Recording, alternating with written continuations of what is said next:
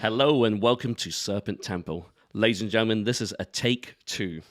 We tried this once before with no audio, so this is the second attempt at it. Yep. So it's, I think we'll do better this time. We'll manage. We will. Right, so today, as a special episode, we're going to be covering a band which are very near and dear to both me and Shem's heart. They are the Norwegian progressive black/Viking metal band Enslaved. Yes. Now, Enslaved, for me personally, I've been obsessed with this band for a while now, and me and Shem have been waxing lyrical. Well, we did wax lyrical for about 2 hours the other week, but we're going to do it again. Yeah. We managed to record a whole episode pretty much worth of material before we realised that we hadn't turned the microphones on. So we've got a great visual. But yeah, anyway, this is round 2. We've got a good idea of how we're going to do it now. At least we've got with the blueprints in place. So I think let's start off how we did it last time. So about our first encounter with the band and how we first got into them. Yeah. So I think it's interesting because we do have different entry points. So me, anyway, I'll start. So the first time I experienced Enslaved was with their split with Emperor. So the Hordanes Land split. And do you know what? Back then, and I think it's interesting as well because we've been watching that documentary, which is like a 12-part documentary about Enslaved, and it's what's it called again? I've forgotten. Isn't Isn't it Heimvegan? I think so. I think yeah, that's yeah. it, yeah. Yeah. And they spent about 10 episodes talking about the first couple of EPs and the first full-length release. So weird. Yeah. So if you're interested in the early black metal side of Enslaved, it's a must-watch. But it's a really interesting watch anyway because it really delves into the early history of the band. But like, I think even the band themselves would say that it was, relatively unremarkable, the first kind of set of material that they did. Just like I was big, massively into Emperor. Like I was all about that symphonic kind of ethereal, atmospheric style. And like, although I did like the Enslaved split, I basically didn't pay any attention to them until the Retire album in 2012. Yeah. So I spent a very, very long time with them being just a name that was familiar to me. So it was quite a weird journey because listening to Retire of to listen to the early demos, even though like the early demos do have some great tracks, like All Father Odin. I'm not going to try and pronounce the Old Norse version of it, and Yggdrasil. But it was still great to hear the progression they made, and caused me to want to really delve back and work my way from the earlier albums to the more modern progressive sound that they've kind of cultivated.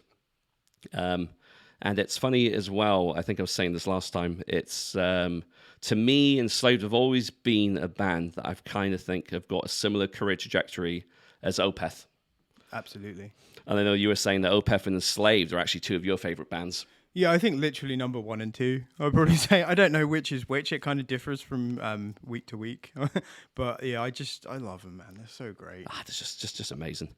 And it's, I feel like what Opeth done with the death metal sound, I feel like Enslaved had done the same with the black metal sound. Yeah, totally. It's like, they've started off with quite primitive roots and then just absolutely transcended like the confines and the boundaries of those genres and created something that is totally unique. Although their careers are comparable, like they both have very different sounds. Yeah. So like obviously, like from an audio perspective, they don't sound alike, but just I think with how much impact they both had on the scene, I think it's definitely very comparable. And they're just so fucking good, man. I mean, there's just so much material. Every album is amazing, which is why what we're going to do today is we're not going to cover the albums from the very, very beginning. No. We're going to start from Below the Lights and work our way up. The 7th. They're probably the only band where you could start a roundup of their career on the 7th album and still cover most of their best material. I know. It's so bizarre. There's no other band ever has like just continued to grow better with age and kind of push the boundary in the way they have and stay relevant. And yeah, it's just crazy how they've managed to do that. Well, I go on a limb. I don't think there's been another band that's been as prolific and just basically what you said, that's created such a high quality of output on every single full length release. Yeah, like there's not a single bad album. So that was basically my introduction to the band. So I'm interested because I've forgotten because it was a few weeks ago. Yeah, it was a couple of weeks. Your introduction. When I was younger, I had a couple of older friends who, it was really cool. They were kind of music elitists, and they were into black metal and extreme metal and all kinds of death metal, all kinds of different stuff, grind, whatever. And when I met them, I kind of was into a couple of cool bands, but I just kind of just didn't know about a lot of things because I didn't really know anyone that listened to extreme metal. Yeah. A lot of the stuff I was getting given was more like Machine Head and Metallica and stuff like that. You know, it was all the kind of more middle of the road stuff. So yeah, they would just give me like a new like CD. Like one of them would give me a new CD, or one of them was like, you should listen to this, or give me a USB drive of a bunch of files, this kind of thing. But yeah, one day one of them gave me a copy of Issa to listen to, and that was just yeah, it was so weird. Yeah, it's such a weird record. Yeah. And I listened to it, I just yeah, it's something really like hypnotic about it, and it's still probably, I think it's probably my second favorite Enslaved album to this day. Yeah. Because it's just it's definitely not the best recorded. We'll talk about it later, but yeah, just from listening to that for the first time, it sounds unlike any other record I can think of. I can't really think of a lot of records, anything comparable. It's very kind of avant-garde in some ways, but then there's other parts of it that are very straightforward and that keep it grounded in being kind of like a black metal album. Yeah, but then you know, the weird thing is I loved that album so much, but then every time I thought about Enslaved, I just listened to Issa. I didn't really explore them or keep up to date with them, because it was kind of pre like those days was kind of like pre just, you know, liking a band on Facebook and just knowing every time they brought out an album, you know, and I was never really like a huge print guy, and I was kind of just absorbing so much music I didn't always necessarily keep up when bands brought out albums. But then years later I was in there used to be kind of a metal bar close to my house when I lived in Camden, and the guy that ran the bar, Dylan, was playing Retir, and he was playing Storm of Memories. Oh, yeah. And I was sitting there, and I was sitting there. I used to go in there and just like drink Guinness and read books during the day when I had days off, because I did shift work. And then like I just, you know, normally there'd be great music playing, but I was just with hearing it, and I just had to put my book down. And I was like, Dylan, what the fuck is this? This is awesome. And he was like Enslaved, but it sounds like a completely different band. Yeah. You know, if you listen to Issa and Retir back to back, Retir's recorded properly, and the drums don't suck. But yeah. And then after I found that out, I just kind of, I completely fell in love with the whole album of Retir, because it's just such an amazing album. It's still my favorite, and ever since, like, I've just loved everything about them. I've completely kept up to date with them, and just really gone in depth. And they're one of my favorite bands. It's interesting because, like, I remember when we were both kind of planning this episode, like, my mate Aaron, shout out to Aaron, as Callum would say. Man likes a shout out. Shout out. Yeah, but it's I was giving him like a list of like a short, like brief blurb of every single Enslaved album, and I think then I was like, I'm going to attempt to rank them, and then I messaged you, and I was just like, just out of interest, here's my ranking system. What do you think? And I think I had like Issa near the bottom. Like, but then you were like, oh, that's like one of my favorites, and I was like, you know, let me revisit it. And I think we were saying this last time as well, because Retir was my first. I think because that was like, in my opinion, it sounds like a more fully fledged and developed sound that they start to go for, like, say, from Below the Lights onwards. So I think it was strange hearing a future release and trying to appreciate that for the first time. But saying that, going back and listening to Issa a few times, I've tried to listen to the albums just to see if I've got any fresh perspectives or takes on it. And truth be told, like, re-listening to Issa has given me kind of a newfound appreciation for it. Yeah, I've just remembered, actually, I think the week that my friends gave me Issa, they also gave me Dope Throne. And I heard that for the first time. So that might be what saved Issa, was it Dope Throne sounded so fucking messy. Issa sounded better by comparison. Maybe that was it. I don't know. But it's, do you know what? It's funny. You were talking about like just the way how you could listen to a band sometimes. And it could be a great album, but for some reason you just don't decide to explore that band ever again. That happened to me with so many bands. So many.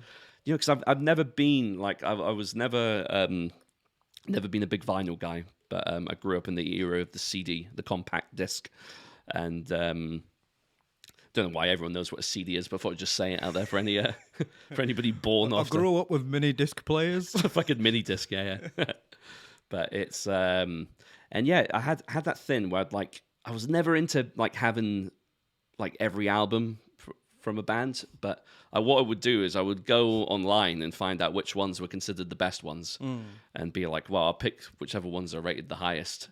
And it wasn't until like the internet and high-speed internet started booming that I was just like, oh, I can acquire these albums through other methods. You know what? This is like when you guys interviewed Cam, and then like just how old he is, and then like how advanced his knowledge is. Yeah. And it's just so amazing to see how quickly people can catch up nowadays and just be like, oh, I like black metal. Oh, who are the best bands for that? Oh, okay, cool. Oh, I like death metal. Oh, okay, cool. I need to listen to Morbid Angel. Da, da, da. Like, yeah, but back in our day, back in our day, it's so easy to just miss like complete cult classic huge bands and just make your way through life with no idea they existed or just not really caring. Yeah. Like Dying Fetus. I didn't listen to Dying Fetus till last year or this year or whatever. Yeah. I mean, the truth be told, the only reason I got into Dying Fetus was because I had some money, some cash from working some fields where I was picking cherries in the summer. Yeah.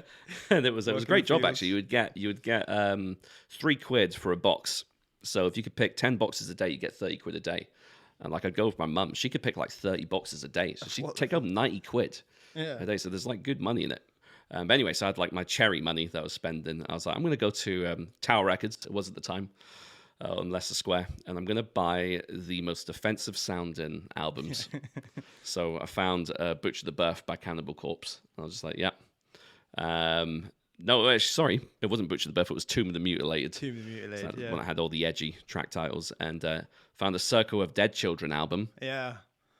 They're another band that's like a band me and you both weirdly were like super into. And no one knows who they are, but they're a great band. Yeah. They're so good. I love Circle of Dead Children, and I'll talk about them in a bit.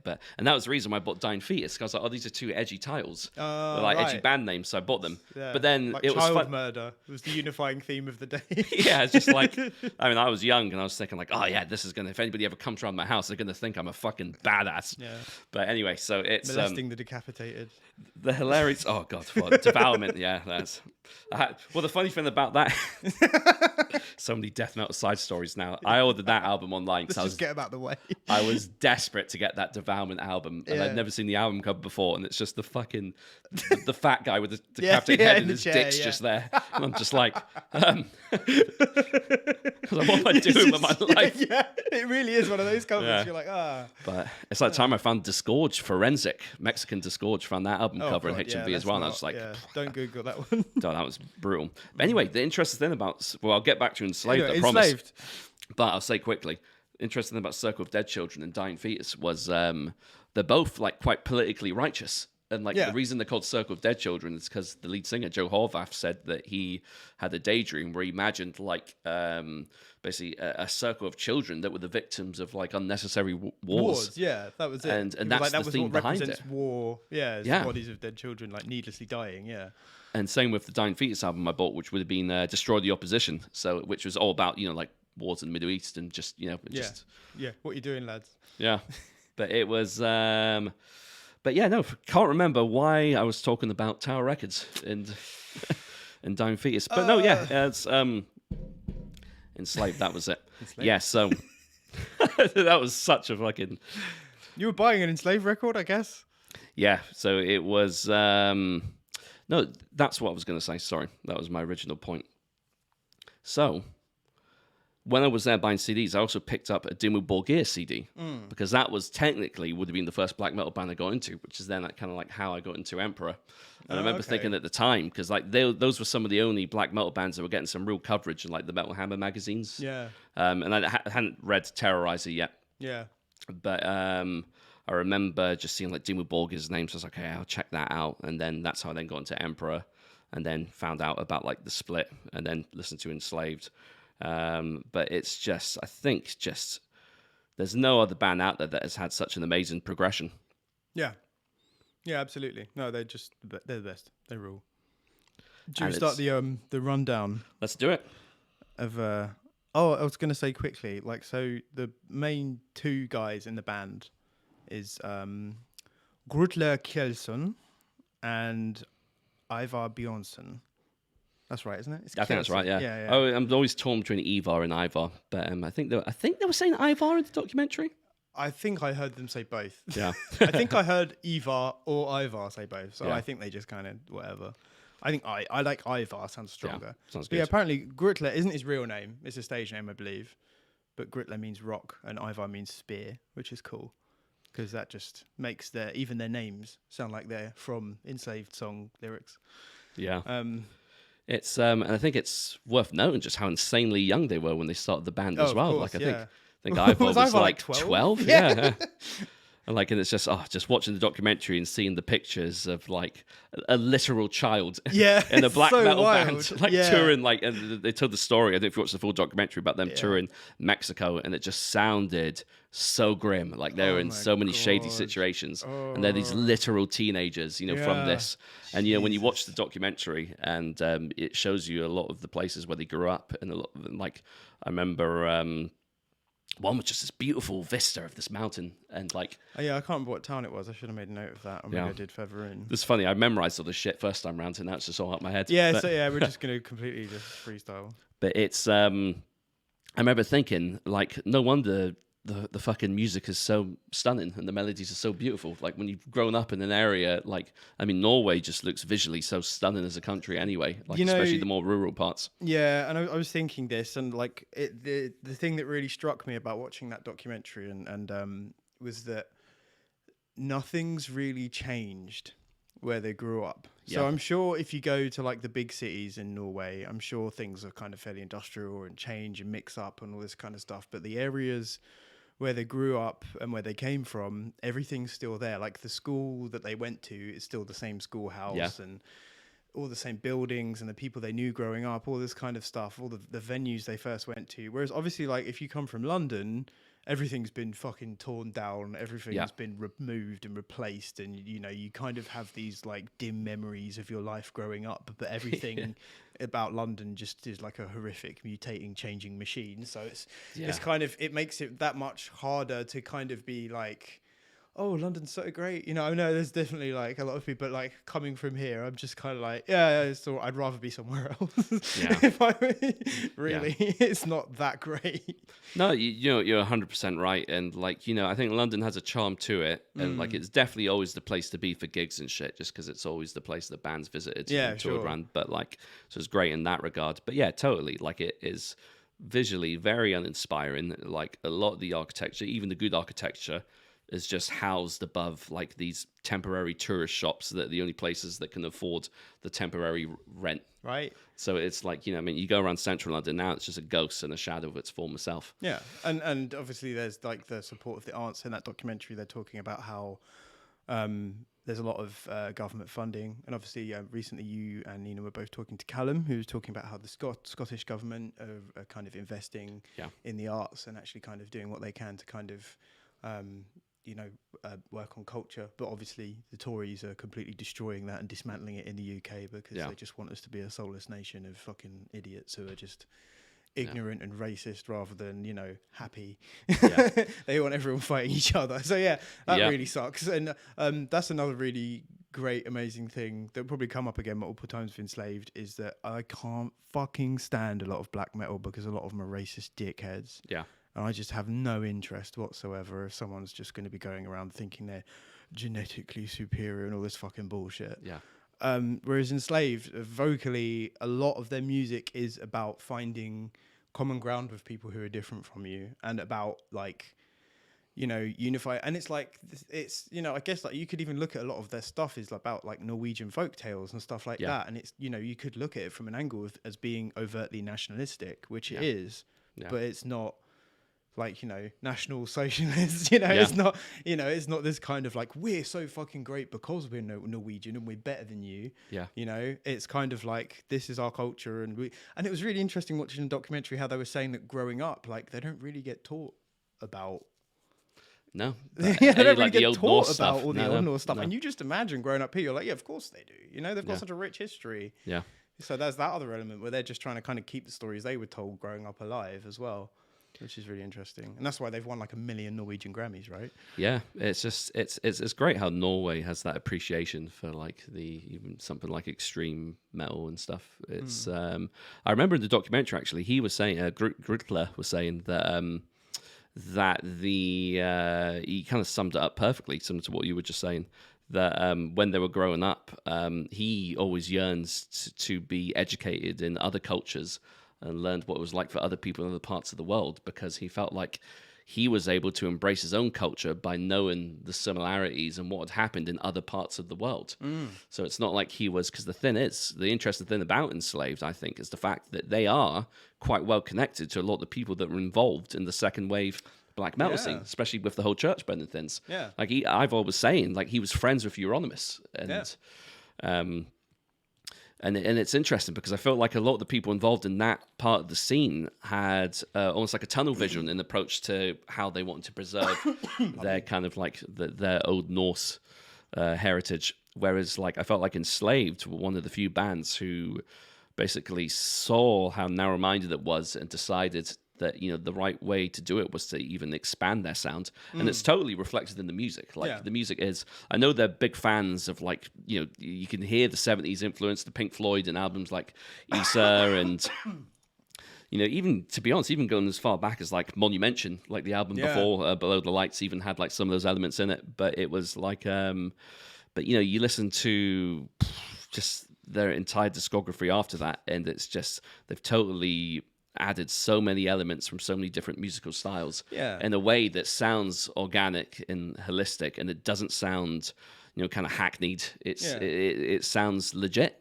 Well, I think as well, like what you're hearing is like they're not afraid, you know, like you're like, I'm pretty sure like Varg Vikernes like fucking talks a lot of shit about Enslaved. I'm pretty sure I read that he was like having to go at them for being like pussies because they weren't involved, they weren't interested in getting involved in all that kind of shit. But like it's so clear that they just saw it as just all the bollocks it was, because they like all they cared about was music, right?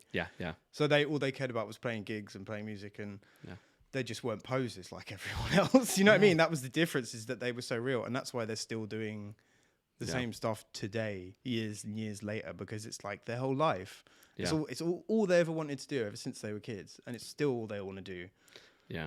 And it was really wholesome seeing how supportive like their parents and stuff were of them in the documentary. And it's just like, it's just, I just don't really feel like you kind of, well, maybe that you don't, it's not, well, in the UK, I feel like where I grew up in London anyway, I don't feel like there was a metal scene. I really like, particularly where I was from, sort of southeast. It was like the home of dubstep and a lot of garage and stuff, and that was predominantly what a lot of people were into. And I do enjoy like that music as well. I like hip hop. The problem is I tend to like American stuff, like urban, like to use a kind of very hackneyed white word for but like in terms of like hip hop, rap, stuff like that, I don't know why, but I've just always hated the UK component of it. I've just always much preferred like the whole East Coast, West Coast, like But I'm kind of the same with metal in a weird way. There's so many American bands that I'm like so into, like especially in the death metal scene. But it's the interesting thing I was going to say as well was you were talking about like, kind of like the urban environment of London and how it could just be kind of suffocating at times. I always had that kind of weird contrast with my parents being from Scotland. So in the summer, we would always go up to Scotland and sometime up to the Highlands. And I feel like Scotland as a country has probably got more kinship with the Scandinavian countries than it does England, because there's a lot of similarities there.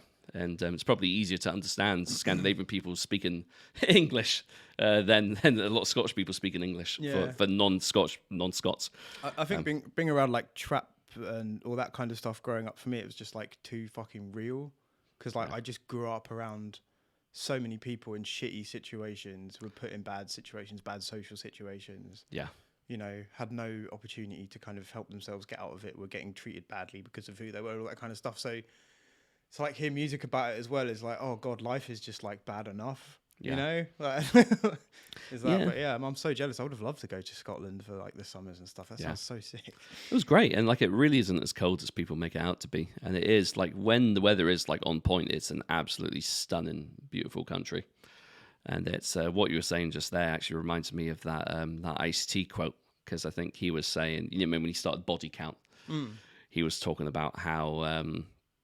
You know, for a lot of metal bands that are like more fantasy themed and stuff, like, you know, it goes well with those particular kind of subgenres of metal. But for him, like, you know, the real like sort of demons were like the demons of the street and like gun violence and stuff and like and police violence. And it was just, I think that's why it works so well for a band like Enslaved as well, because they're not trying to be anything they're not. You know what I mean, they've been interested in what they've been writing about since they were kids. And just totally like held so steadfast to what it is they want to write music about, and it just shows in the authenticity of the music. 100%. Right, we move on to the first album we're going to cover today, which is Below the Lights, which I have has been released in 2003. Well, we both got that at least. May 19th, 2003. Yeah, let's just go with your dates because mine are all different. Yeah, Metal Archives is never wrong. Right, so this album opens with, in my opinion, one of my favorite Enslaved tracks of all time. As Fire Swept Clean the Earth. As I said, as Fire Slept Queen. Slept Queen the Earth. Pressing that 5 times fast. But it was actually probably one of the first Enslaved tracks I ever listened to where like the melody of the track just really pierced what felt like my soul in a way that a lot of music doesn't really do. Like it's just, and I don't know if it was the, because this is the first album that has Ice Dale, right? It is. Yeah.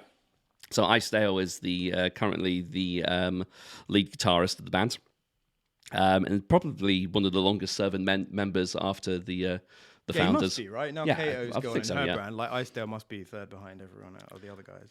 And I think his addition to the band is just so significant because I think having because he seems a lot more kind of virtuosic in his style, like and classically trained. Whereas when you watch the documentary, you find out that like the Ivor and Grutler's like their musicianship skills was just totally self-taught and kind of rudimentary, and they've just kind of been developing it as they've been getting older. Whereas I think Icedale came into the band when he was already quite a prominent musician, and I think just the combination of his searing leads with just Ivor's like expert like musicianship and song composition is just I think that's why this is a good album to start with because it's such a magic formula. Mm-hmm. Yeah, it is. It is the first time because I really like the album before Monumention that you mentioned earlier, and it has a lot of excellent like parts. All of like you said, all of their records have good parts. They're a good band. Everything they've released is nothing is like just trash. Like it's not like that, but.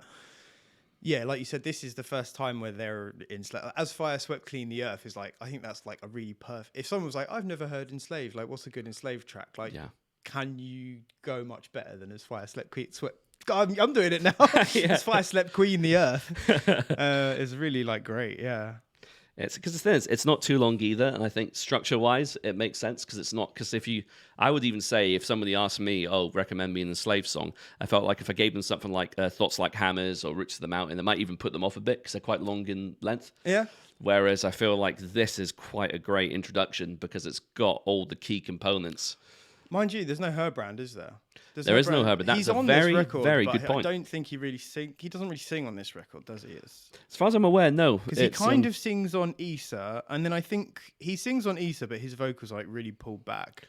And then I think Ted from Nocturnal Culto from that's Dark Throne. That's backing vocals in that That's album not as this well, record though, is it? Yeah, it's yeah, because this album, it doesn't have, because the only clean vocals, because you've got Grutler's vocals in Havenless, right? When he's doing like the kind of chanting and stuff. It sounds like Sabaton done right, basically. Yeah. But it's just such a fantastic album. Havenless is another one of those tracks where the first time I saw them play that live, I was just blown away. Because they bring out that fucking, I don't even know what it's called that they used to play on. I think it's a synth. I think it's just an old, like hardware synth. I think that's what it was. It is, because it's the one he's had for decades, that Ivor's had for decades, because he was saying that in the documentary. Oh, yeah, because it's had the patches, like, still built in from the album, and he's, like, playing them, right? Yeah. But it's and then Ivar because Grutler doesn't play bass on that. He plays that weird synth, and then Ivar randomly plays a 7-string guitar just for that song. Yeah, no other song. Well, the thing is, you would have saw this performed live as well, right? At the Underworld show. We both saw it. Yeah, the 25th anniversary celebration gigs for.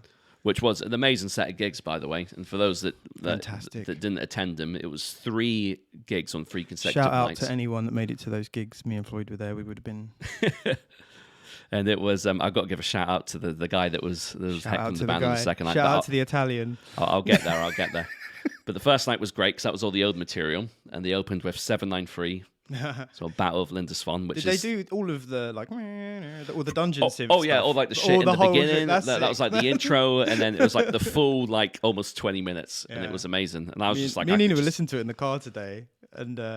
yeah, I was like, damn, it'd be really cool to hear this properly. Oh, it was so good. Yeah. I was standing directly in front of Icedale's crotch. And like, was he wearing the leather trousers? He was wearing the leather trousers. I fucking love Icedale. And I was just like, fuck He's it. So I was cool. like, so. And at one point, he was like fucking ripping it, and he was like thrusting his crotch in my face. He's so sick. And I was like, I fucking love this.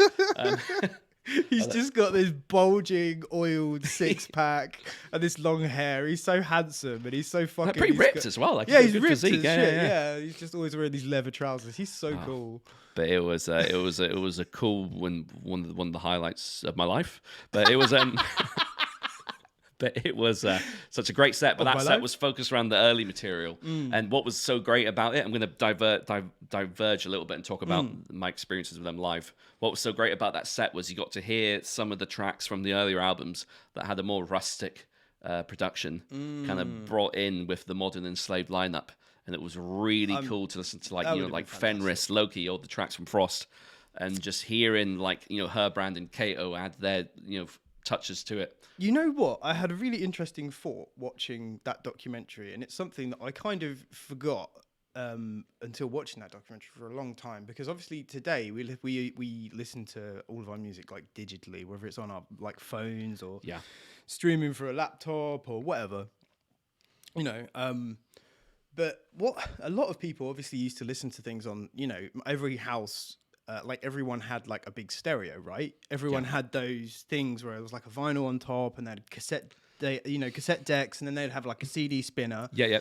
And the thing I realized and thought about was the fact that every time, you know, every household that had one of those things, they all had like 5-10 band EQs on them. Yeah. Right? So it would have been really normalized for people to adjust the EQ. So if you had a tinny ass recording, you could just drop the... It would have been super normal for people to be like, oh, this sounds a bit tinny. I'm going to drop the treble and boost the bass a bit. Yeah. So I kind of thought about that, and I was like, oh, I guess that's like, there must be so many old records like that where the mixing was a bit crap, but most people, it would have been really kind of pretty kind of standard to do that. I guess. Yeah, fuck. I totally it's like a never really thought about that interesting before. thought I had. I don't know if that's really the case because I wasn't really consuming music, but I do definitely know from growing up that, you know, every house you went to had those things, and they pretty much all had EQs on the front. Yeah, we had like an Iowa sound system, which I think Iowa were part of the Sony brand, but but they had the EQ things on it, and if something sounded a bit shit, you would just fuck about with it until it sounded all right. Yeah. And I'm like, okay, cool, totally. You just unlocked a core memory in me. Yeah, it's interesting. I just forgot that existed. But it's it's funny. Like, I was meaning to ask you because like they do always say that if you want to know how good a record is, you got to listen to it in a car. Oh, it's true. Yeah. No, because there's like car speaker systems are like specially balanced to be completely flat.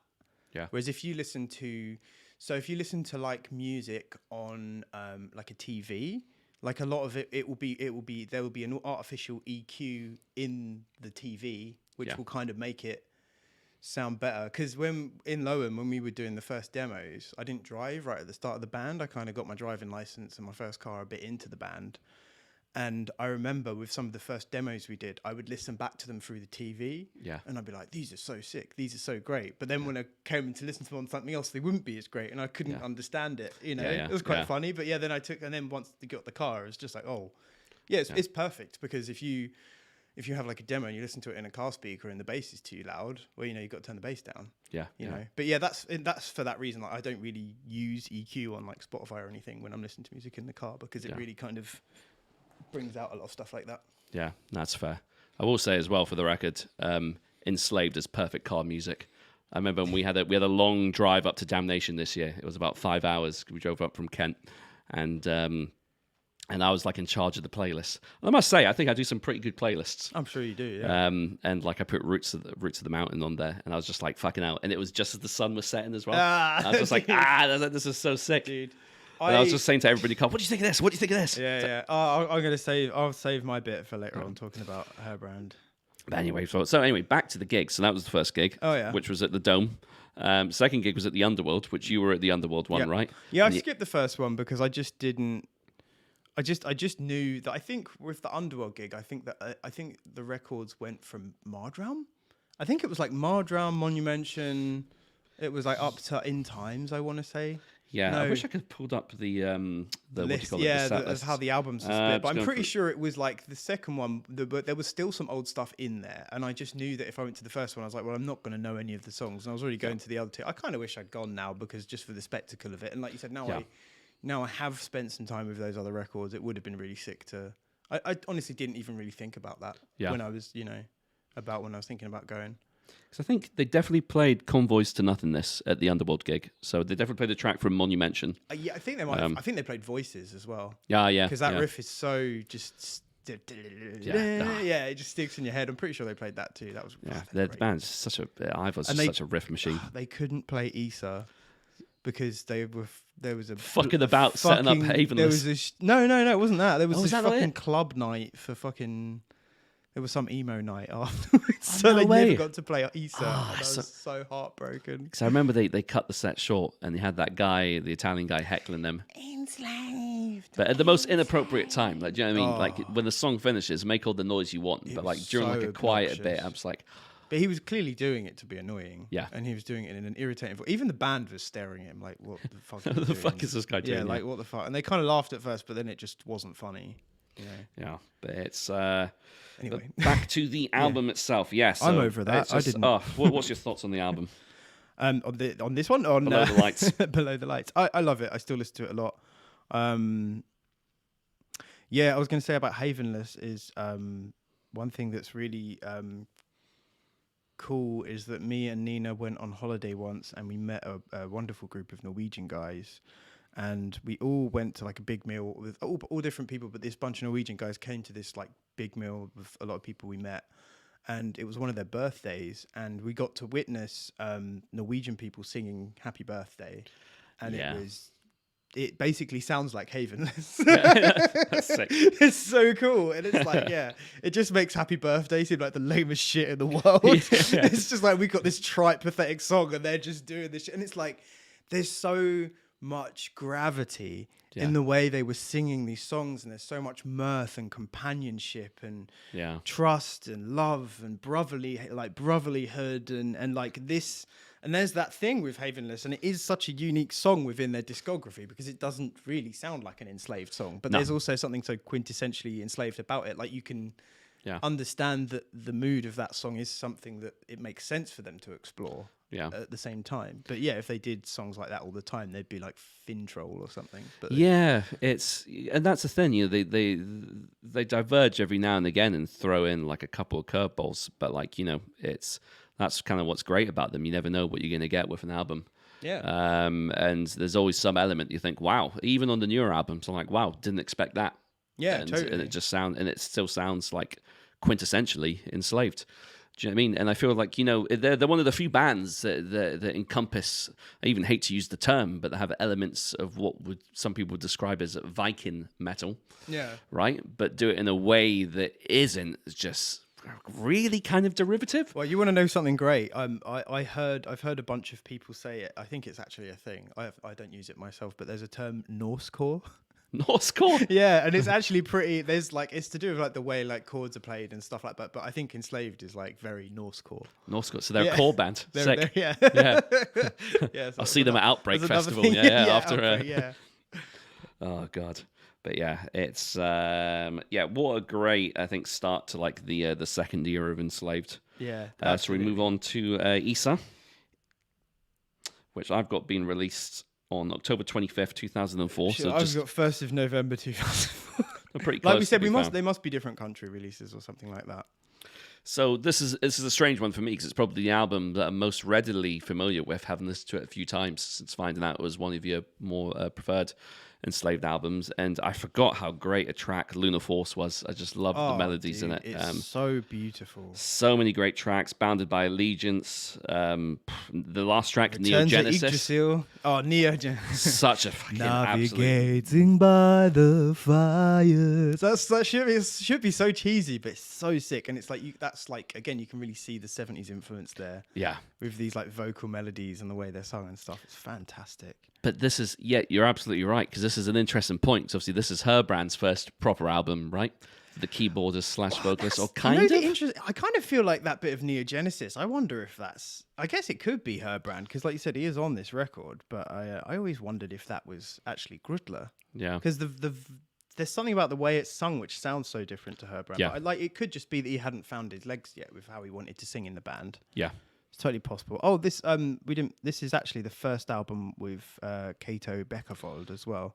Yeah, he wasn't on the last one, which is really interesting because the drum performance on this is so weird. The performance is great. Sorry, the way it's captured, it sounds like a machine. It sounds like a robot that's like rusting and broken and falling apart. Yeah. The drum sound is horrible, but there's something so unique about it. Yeah. It's really artificial and strange and lifeless. Yeah. But I love it as well, and I wouldn't change it for the world. Like Yeah. I think the songs would sound amazing with like properly recorded drums, but there's something so interesting about the weird way in which it's captured, and I really can't put my finger on it. Well, I think that's why. Do you know what? It's interesting because I think that's why initially this album didn't really gel too well with me, because I feel like this is, well, up until very recently with Kato and Herbrand leaving the band, this was the first time that era of Enslaved were recording an album, and I felt like there was a lot of elements that were still beginning to gel together. Yeah, right. So, like, it created something that was totally interesting and kind of out there, because I would say it's, in essence, a bit of a concept album, because they've got like the thing with the tracks kind of running into each other and stuff, and yeah, you're totally right with things like the drums, and I think with Herbrand's keys, there's a distinct kind of 70s influence there, which was always kind of prominent, but I felt like that was really kind of amped up and brought into the fold in this album. Yeah. And it was just this weird, it was almost like a big bang sort of effect, where it's just like this era of Enslaved got together and it created this big bang explosion, which resulted in this album, but then ended up filtering out into more maybe refined albums. Yeah, definitely. But there's something just still kind of magical about this album, because this was like the genesis of it. Yeah. So the Neo-Genesis. But you know what's interesting is they have like a full-time keyboard player in the band, which is obviously something they decided on early, like way before Herbrand joined the band. Because from watching that documentary, it seems like pretty early on, I was like, I want there to be key textures in there. Yeah. But you're never going to be like. But Enslaved have never really sounded like like Dimmu. No. Like they don't have that symphonic thing. No. That's not them. It's like it's a layer, and it's I think a lot of black metal is really kind of reliant on like reverb for trying to cover. Because obviously a lot of black metal is about creating atmosphere. And it's a lot about, a lot of tremolo pick notes. It's a lot about the kind of space you create. And a lot of that is done with effects processing. And most of the time, black metal bands don't have keyboard players. Yeah, yeah. So that's how a lot of it's done. The vocals as well, a lot of reverb on the vocals and stuff like that. But that's, but Enslaved, apart from early stuff, like a lot of this stuff, when they move into this kind of era that we're covering, it's not really reverb-soaked vocals. No. It's a lot of it is quite clean and more poppy. It's quite dry. Quite dry, all the time. Yeah, for sure. Like they're definitely processed, but they're not. Yeah. They're not soaking everything in cathedral reverb like most black metal bands. Yeah. And there's a lot more thought given to melody and obviously singing as they progress. Yeah. But yeah, instead you get this thing where they use the keyboards as they use a lot of Mellotron. Yeah. Synth patches, which is obviously like Mellotron. I'm sure most people know it was like a synth in the 60s, 70s, 60s. By the time, it was like late 60s. Yeah. Organ synth, yeah. It was basically they recorded samples onto tape, and when you pressed a key on the synthesizer, it would play a very short loop of this tape. Yeah. But because it was tape, the tape would heat up and the temperature and stuff, and it would wobble. Yeah. So it has this weird kind of like kind of sound to it. And back in the day, they didn't have synths. They didn't have keyboards that you could just press. They had pianos, but you couldn't just, and obviously they didn't want to just get a string quartet or whatever, and every time they need a string. So it was the first way to try and make that more obtainable. Yeah. But that weirdness of the sound is what is so beautiful about it, and we use that in Lowen as well. I have a guitar pedal that does it because I just love that sound so much, and it's a very, the album before, As Fire Swept to Clean the Earth. Earth. It's a fucking tongue twister, that one. I never have had a problem with it until today. But yeah, the very first note you hear on that album is a Mellotron patch. It's like this Mellotron strings. It's this same thing, and again, like it's all the way through it's the lifeblood of Issa. Yeah, it's the reason, and there's a lot of they do this amazing thing. I can't remember if it's I can't remember if it's a transition between two songs or like a bit of a bridge in one song. But there's that bit where there's like that. It's like it's almost like a seaside kind of hurdy-gurdy kind of. Yeah. You know what I mean? Like that kind of thing. And it's done with this like telephone EQ, so all the bass and the high end is taken out, and it's just and it's like there's something so weird about it. When you're hearing it, it's like half forgotten memories from your childhood or something. And that's what I really love about this album, is it just puts you in, and you were saying about Lunar Force, like the whole melody for that song just feels like a grey day where it's raining and you're looking out the window and you're 100%. playing lazily on a piano. Yeah. And it's like you're kind of looking back absentmindedly over. There's like something so. Oh, my bad. Discover Audible. There's something so kind of like, it's not passionate, but it's thoughtful. Kind of forlorn almost. Forlorn. Yeah. But it's not sad. It's just there, and it's just like. Yeah. I don't know, it just makes you feel alive because it just resonates with those small parts of your life that you can't really describe. It's kind of dreamlike. Dreamlike, yeah. Like, and that's you had those dreams sometimes where you dream of a familiar place. Yeah, it's like and a you wake up and it's fading. Yeah. Like the longer you're awake, it just fades from your consciousness. Yeah. You don't remember it until you have a similar dream again. Yeah, that's exactly what a lot of Enslaved music is kind of like. Especially these, I think those first couple of albums, they get heavier and more groove oriented as the canon kind of progresses. Yeah. But that is definitely an element that is like always there for me. Yeah. I think it's a really important album as well, just for the, not only for the band, but just for the scene in general, because I think it does prove kind of what you were touching on a bit with the whole, the tropes of black metal are very much still the tropes that are prominent in the scene today. Whereas Enslaved were similarly like Opeth, one of those bands that decided to not be confined by a lot of those elements and totally just took the ball and ran with it and just started doing their own thing. Yeah. But there's still elements of their music that are still somewhat rooted in that black metal sound, but there's so much more than that now. Yeah. While still being so heavily connected to the scene. Yeah. Yeah, like you said, like you mentioned, I think briefly earlier, this album has Abath sings backing vocals on Lunar Force, and Nocturno Culto from Dark Throne sings backing vocals on Issa and Bounded by Allegiance. Yeah. So they were calling in their kind of mates. But so this is the thing, they're kind of transitioning out of being in that scene. Yeah. And they're still kind of in the tail end, right? I mean, I guess, it sounds probably a bit stupid because this is their like 8th album. Yeah. And it was like the guy from, is it Mayhem? What was his name? Not Mayhem. Was it Mayhem?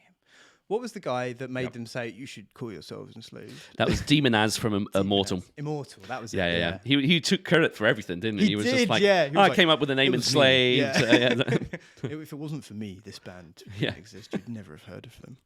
Oh, bless them. But it's. I mean, they've got so many contemporaries in the scene that they're still, and Immortal, another one of those bands that kind of broke the confines of the genre in the way that they're a band that never took themselves too seriously, sort of like thematically. Oh, really? Yeah. Like Immortal are totally like, you watch some of those early music videos, and it's just like you can tell they're just having a fucking laugh. Oh, okay. I didn't really know that. Are Immortal? Is it Storm of the Lights Bane? That's Dissection. Dissection. So yeah, okay. And Dissection's the band where the singer was like fucked up and he like killed someone then killed himself, right? I think he did kill someone, served time, came out, he released the Dissection's 3rd album, Rain Chaos or Rhine Chaos, I've heard it pronounced 2 different ways, and then it kind of got critically shat on, and then he killed himself. Damn. Yeah. But like the first 2 albums, so like the Somberlin and Storm of the Lights Bane are regarded like blueprints of because these friends that gave me all these CDs and gave me the Enslaved one were like gave me Storm of the Lights Bane, and I just laughed I thought I hated it. I thought it was garbage. Yeah. Because there's one of the songs and he's like, "Oh, praise you, great void dragon," or something. I was like, "This fucking sucks." I loved it. I love that shit. Yeah, and then I found out he like killed a gay guy, and I was just like, "Fuck this band." I don't think he was the one that killed the gay guy. I'm not sure. I read about it. I looked it up. Oh, was it? Okay, fair enough. The guy from this band is there's a picture of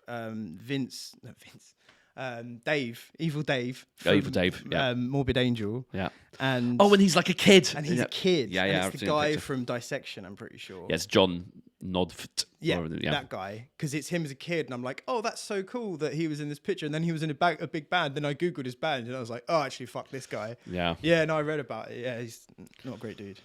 Yeah, and it's funny as well because like obviously it's a testament I think to Enslaved's character how they were able to escape all the bullshit of that scene because obviously the first few albums they had Trim on drums. Obviously, I think Ivor was good friends, childhood friends with Trim Torson. What do they call him? It seems like Johnny or Johnny Kai. I think they refer to him. That's it because I didn't. Yeah, because it cuts to him and he's got like Emperor on his drum head and he's got an Emperor hat and like an Emperor hoodie or something. He's like everything is Emperor. He's decked out and they're like, oh, Johnny Kai. And I was like, who's Johnny Kai? And I was like, oh shit, like, that's Trim. It's Trim, yeah. Yeah, but yeah, I mean, obviously they had ties with Emperor, and obviously Faust from Emperor, obviously convicted for killing the gay guy as well. So like, there's so much bullshit and just around that scene and just like horrific crimes committed, and Enslaved were just always committed to the music, and I think you got to commend them for that because they're literally from Bergen, aren't they? I think some of them were, yeah. I'm pretty sure that's where the band started. So that to come from the actual town where all that stuff's rooted and not be dragged into it, they must have been really kind of. I mean, maybe age was on their side, to be fair, because I remember them saying that they had to get permission from their parents to do most things because they were just that fucking young. Yeah, I mean, maybe like so they probably just weren't allowed to.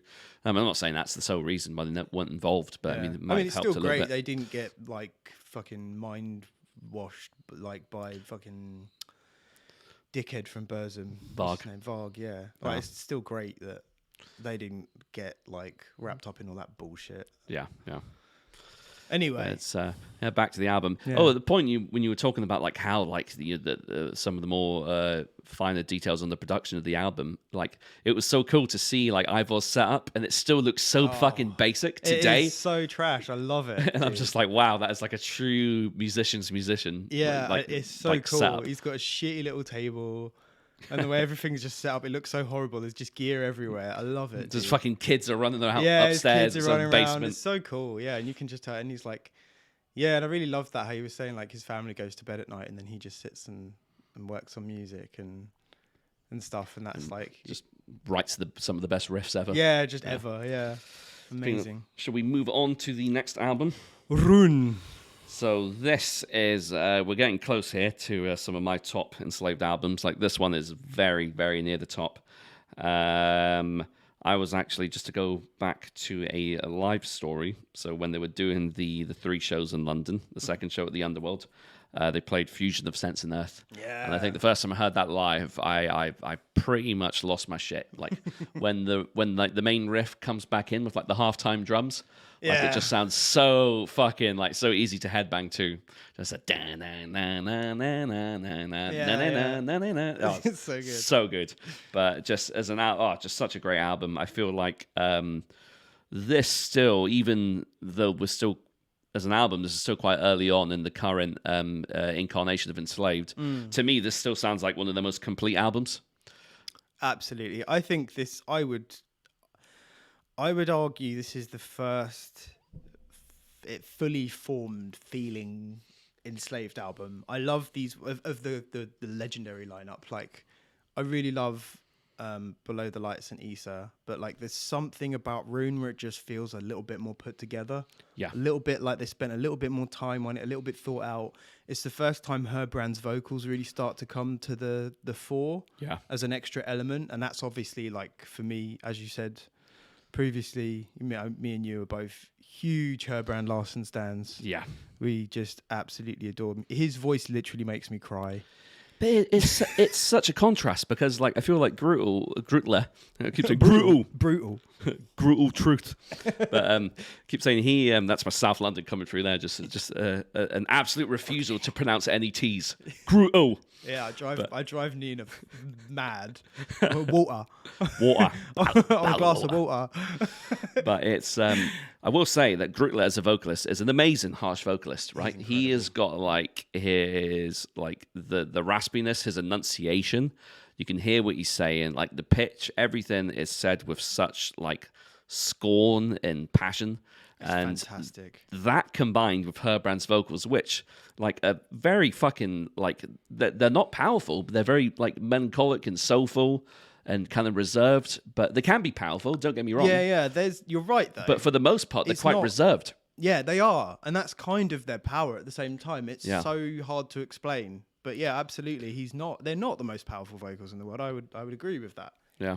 but he's one of my favourite vocalists ever. So good. And I think you were telling me when you watched the that kid from was it? I was literally looking for, because there's a note of it. I think it's on a later Was album. it Little Punk People or I found interviewed? it. I know the kid's name was it was Elliot. around the time they released Retir. Ivar does an interview with little punk people on YouTube, and the host Elliot Fulham describes Enslaved as, he says, "Your singers sound like a good god and an evil god clashing with each other." And I just thought that was such a brilliant description of how Enslaved sound. It's so true. They sound like, absolutely. They sound like two deities. They sound like they're kind of detached from the dregs of human existence. Yeah, they transcend that. There's something really like that. And you know, in the interview, Ivar is like, well, that's a very astute observation, absolutely, and that's something we play off of. And he said that they're kind of very aware of that, and they write with that in mind. But he said that they kind of purposefully sometimes have, like, Herbrand will say, like, he'll sing like the evil words, you know, he'll sing the things of malicious intent, and sometimes Gritler's like, I don't know, like Odin or whatever, or he'll be, you know, Gritler will be someone kind of good in the context of the story they're telling in that song or whatever, and it's not always so clear cut as Gritler's just this evil, you know, because Gritler, he sounds like a, you know, like a lich from Dungeons. He sounds like a skeleton wizard who's been dead for 500 years. There's something so like bone dry. It's fucking gnarly, isn't it? Yeah, so cool. It's really great. And it's just, he's got a great combination of highs and lows as well. And like he doesn't overuse the lows. He doesn't. He uses them at the perfect points. But his highs are like, it's not this, like, it's very black metal. It does sound very black metal, but it's also not this kind kind of pathetic, like, it's got some substance to it. It's got body. It's full bodied. It's full exactly. bodied, Yeah, no, 100%. And it's, and yeah, you're right. Because the thing is, like, in the scene, I feel like harsh vocals are kind of an afterthought a lot of the time. It's when the band's being put together, a lot of times it'd be like, okay, we've got like this sick riff. This is a great track.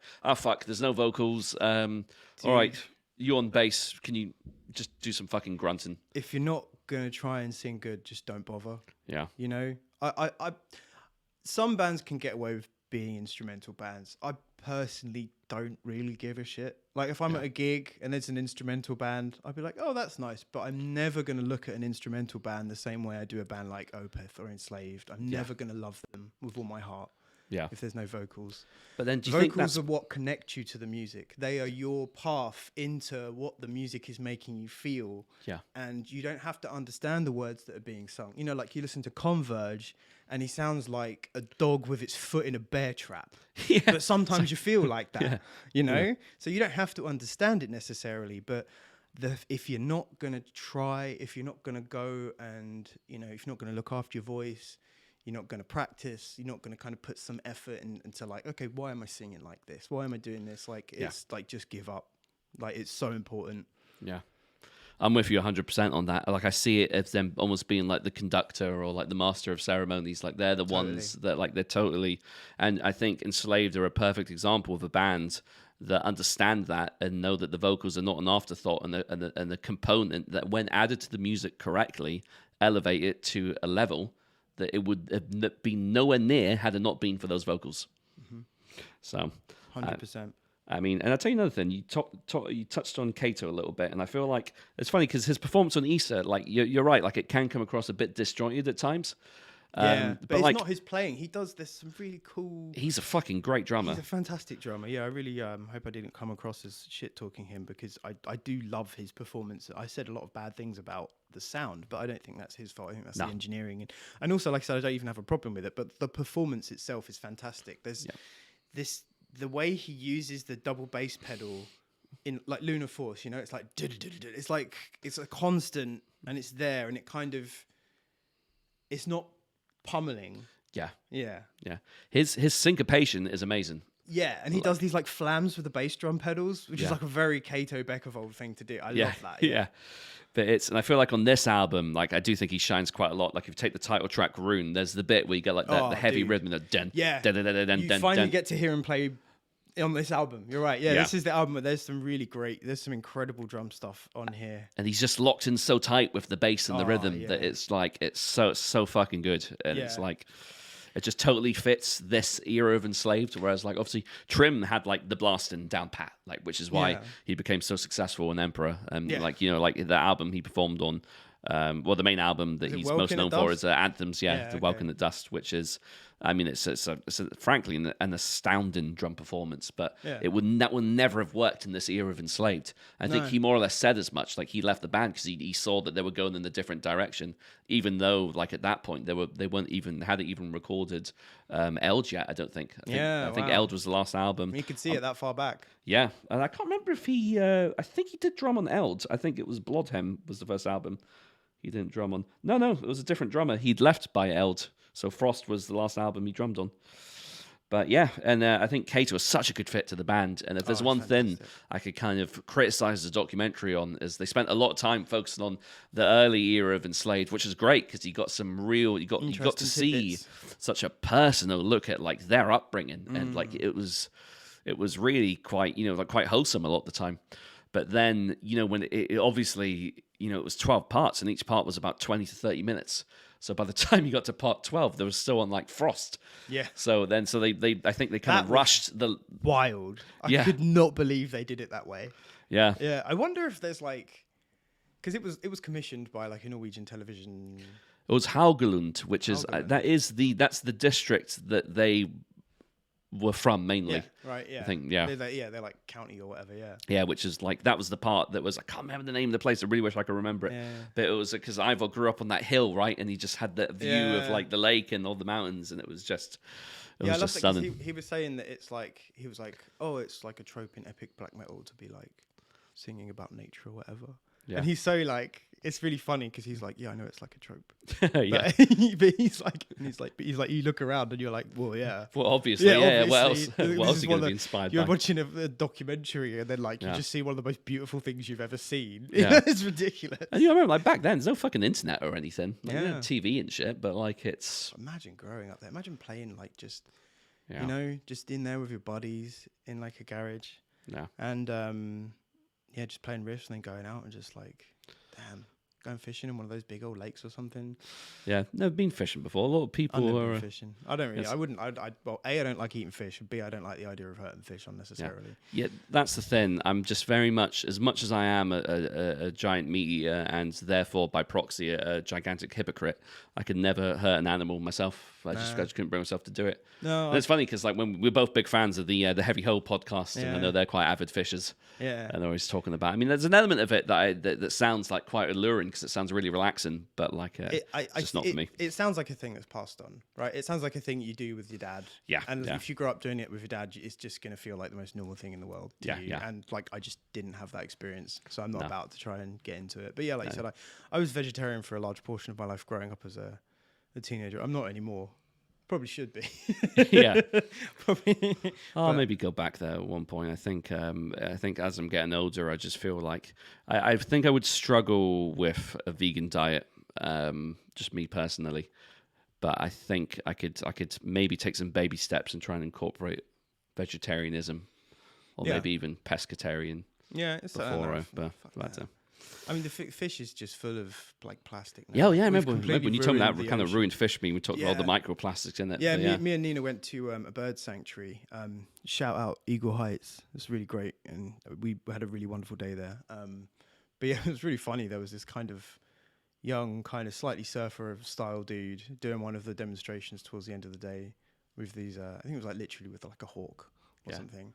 And he was so fun. He didn't give a fuck. Yeah. Like I think a lot of the other people there were like very aware of the fact there was like children and very normal people there. Yeah. But like, he didn't care. He was like a diehard conservationist. Like he just loved nature and animals. Yeah. And he was like, I'm gonna just be real with you. Yeah. And it's like, because I mean, which is the best thing to do because that's the only way you're gonna impact people. No, yeah, 100%. And he was like, he's literally standing there with like a giant hawk on his arm. Yeah. And then like the sun setting behind him. And he's like, yeah, dude, anyone here eat fish? Do you eat fish? Anyone here eat tuna? And he's like, you're gonna get cancer. He's like, if you eat fish, you're gonna get cancer because the whole ocean is just full of plastic. And fish, they're eating it and you eat fish, you're eating mercury, you're eating plastic. That stuff's all going in your body. So, eat it if you want, but probably shouldn't anymore. We've ruined it. Yeah. Fuck, well, there you go. So Roon. So rude. Nah, but yeah, it's going back to this album. Another track I really want to give a quick shout out to is the track Appy Vat. Appy Vat, yeah. The atmosphere on that track is just on another level. Yeah, I think this whole album is so, yeah. I think that's the thing. It's that combination of like really, because at times, like in title track Roon, for example, they've got really crunchy riffs, but like still coupled with the tremendous like atmosphere. And I don't think any band does it better. I think Opeth do a bloody good crack of it. And don't get me wrong, like Opeth have a similar thing going with a lot of their music, especially like sort of Blackwater Park era. That's always like my preferred era of Opeth. But it's just something about the way Enslaved do it just really just appeals to me. One thing that I think really stands out to me as a musician, this album, is that they really start to get into different scales and different time signatures a lot on this album. Like, I'm sure there's other stuff on the previous albums where they kind of diverge a bit. It's definitely, I don't think it's all in 4/4, but this album, they start to be like, yeah, let's do some stuff in like 7/8. Let's do some stuff. Like they start to when they're writing, they're like, you can tell that they want to fuck with it. To make it better. Like, you can tell that they've pulled stuff apart and put it back together, and they're trying to make sure it's not normal. And that's kind of how you get this really special stuff like Appy Vat, Tides of Chaos, all that kind of stuff. Yeah. Oh, cool. Right, I'll introduce the next album.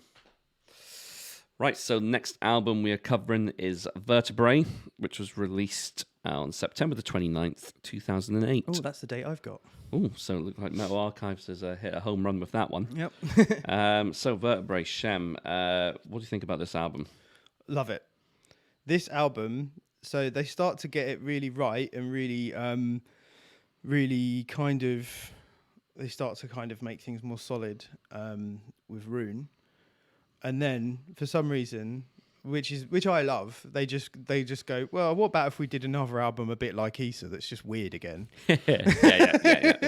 They kind of just like, yeah, let's just do something a bit freaking weird, and I love it. And it's like, yeah, it's I feel like they really ramped up the Pink Floyd kind of influence again on this album. Yeah. That's what I was going to say. This is like also the Pink Floyd album. Ground is without doubt it could be a Pink Floyd song. It's hilarious. Yeah, it's just, I think, probably safe to say, maybe the first album where Herbrand's vocals were given even more of a chance to shine. Definitely. Yeah, he does some really great work here.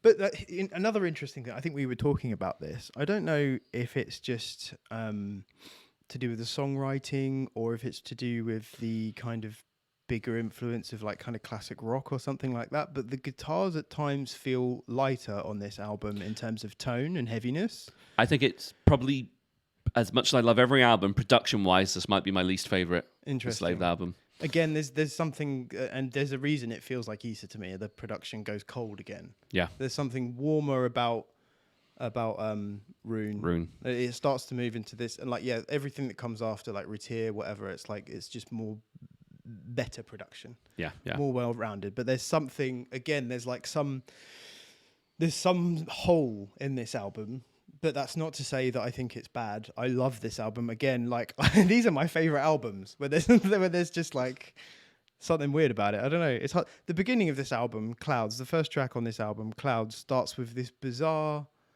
I don't know, it's like an arpeggiated keyboard. It's kind of happy sounding. It sounds like it could have come from like a MySpace fashion core band. You know what I mean? Yeah. Or like, what's that shit band from St Albans that people like? With the fucking disco core kind of shit. I can't remember what it's St Albans. Fuck. Is it St Albans or is it? Well, it's Shikari, right? Yeah, Shikari. Yeah. Oh, maybe they're not from St Albans. Yeah, but could be. I don't know. Honestly, the start of this album, I don't listen to Enter Shikari because I can't stand whatever I've heard. But the start of this feels like it could be like an Enter Shikari. But then it just drops into Enslaved. It's really funny. They kind of give you a minute where you're like, "What the fuck is this?" But then like they drop you in. They're like, "Nah, actually, it's all right." Yeah. No, I totally get where you're coming at. I just think, just loads of cool shit happening on this album. I feel like Reflections has got some really cool guitar work and shit going on there. I think Reflection. Yeah, I think that's the first song on this album that I really fell in love with, because there's something about that. I get this image when I listen, a mental image when I listen to both this album and ESO, and again, that's why they're intrinsically linked in my head. Yeah.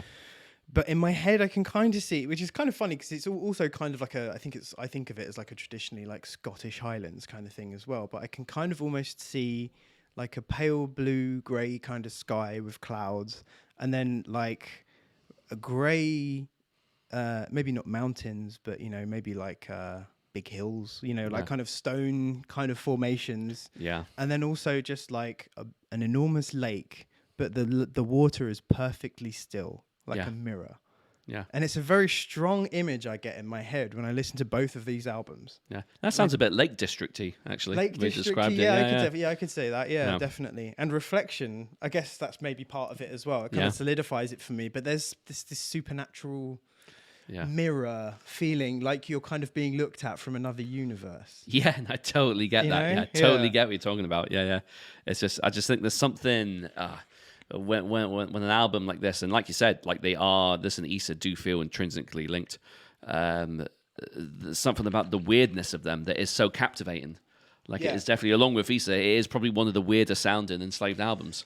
I would bet that there's Enslaved fans that kind of listen to each of these once and were like, they're okay. Yeah. But didn't really delve and find the true beauty of these albums in the canon, because there's other stuff like Retir, which is just so much more like gratifying. Yeah. In the first listen. But those two are like hidden gems for me. You really dig into them. They've got some really beautiful stuff to yield. Yeah, and you talk about hidden gems, like fucking the last track, The Watcher. Wow. Probably one of the greatest tracks of all time. Yeah, of all time. Yeah, it's like I think we were talking about this before. Like, I think you were saying in the car once, like it just came on and it's just so emotional. Like this track, like first time I heard it, I was totally blown away. Like I was absolutely, my voice is raising, so I'm talking about it. But I was totally just absolutely emotionally bombarded, just with an overwhelming like sense of like familiarity and nostalgia. Yes. And I was just like, what? Just the way the first riff starts, and then it just kicks in with the vocals. Dude, I'm just getting like, goosebumps. Fuck, I fucking love it. And the video's cool for it as well. The video is cool. The Watcher, I think it makes me think the way Herbrand sings in that song, it's kind of like if you ever, I don't know, like maybe when you're a kid, you might like fantasize that like, okay, maybe your parents aren't your parents. Maybe actually you're like some dispossessed like king or prince or something like that. And one day someone's going to knock on your door and be like, actually, or maybe not, maybe not your family, because it sounds like you kind of, got on with them well for the most part. But like the only way I can is this describing of like, all the way throughout your life, you felt like you don't fit in and you don't feel kind of well adjusted to your environment and your surroundings. Yeah. The Watcher is like an old friend you didn't know you had. Yeah. Arriving out of just nowhere. Yeah. And just like embracing you. There's that feeling when he's singing to you. It's like you feel like you're becoming one with something. And it's so like, this is why... Yeah, like music is just incredible. Music is so fantastic, and it's such an incredible art medium, and it's so important to just being alive. Oh, it's just, I mean, it's funny because what I think of is it always reminds me of rain for some reason, and I just imagine just being on a coast. It's very purifying. And just looking out, and like it's. I remember, I can't remember if I showed you guys that video I found on Instagram of it was images that helps, that kind of triggers thalassophobia. So, that fear of like is that the multiple open holes water and stuff. Oh, okay. Yeah, and it was like, and like in a way, like I've always had a real adverse reaction to those sort of images. Really, to open water? Yo, I'm terrified. Like the idea of being like stranded in open water just is so suffocating, and like I think it's just totally terrifies me. When I was a teenager, my uncles, I've got a lot of aunts and uncles on my mother's side. And a whole bunch of them used to run a diving club. Oh, and we used to, as a family, when I was much younger, like 12, 13, 14, kind of that age, we used to go camping in Swanage. I think that was where they did their diving. And we never really, it was just something that uncles would go and do, and we were just dumb kids or whatever. But one day they were like, oh, let's go and, see all the uncles that are doing all the diving and stuff. And they're like, do you want to go out on a dinghy into the sea? And I was like, yeah, great. This is really cool. I was really excited. And I was like, oh, this is fantastic. And diving's so exciting. And maybe I'll do diving when I'm older. And we were, I want to say we got like probably like at least maybe like a mile off the coast. Not like super far, but like you can't swim back. As a kid or whatever, I could swim, but I wouldn't have been able to just get back on my own. And it was just like a little motor. It had like a motor and stuff. But I went from just being like having a really good time to just all of a sudden I just became so completely and utterly aware of this gaping void underneath us. Yeah. And how horrifying that was. And I was like, if I fall out of this boat, I'm going to die. It's terrifying. Like, it's legit terrifying. Yeah. Like, and then I was just so fucking scared. You know what I blame is Echo the fucking dolphin. Yeah, what a weird game, man. What a weird game. Because it's like you're playing it and you think it's just this innocent game about you got to be a dolphin. You probably go around collecting shit. And then the dolphin gets fucking abducted by aliens. Yeah. Horrific, terrifying aliens. Yeah. Oh. I actually blame, and I think I've actually cultivated both of my fears from one book. Both of my fears. It's Eric Carle that wrote The Hungry Caterpillar. Right. Wrote another book called The Bad Tempered Ladybird. Okay. And I also have an irrational fear of ladybirds, right? If anybody ever brings a ladybird to me in person, I will be terrified. What but is that? once I recover. Why are you afraid of ladybirds? So this is what I think it is. I think I managed to pinpoint the moment. So Eric Carle wrote a book called The Bad Tempered Ladybird. Okay. And in this book, it's about a ladybird that wants to fight everyone. So it then goes to find animals that are bigger than him. So it starts off small, like a rabbit, and then it finds I think it's like a lion, then an elephant. Does a ladybird beat up the rabbit?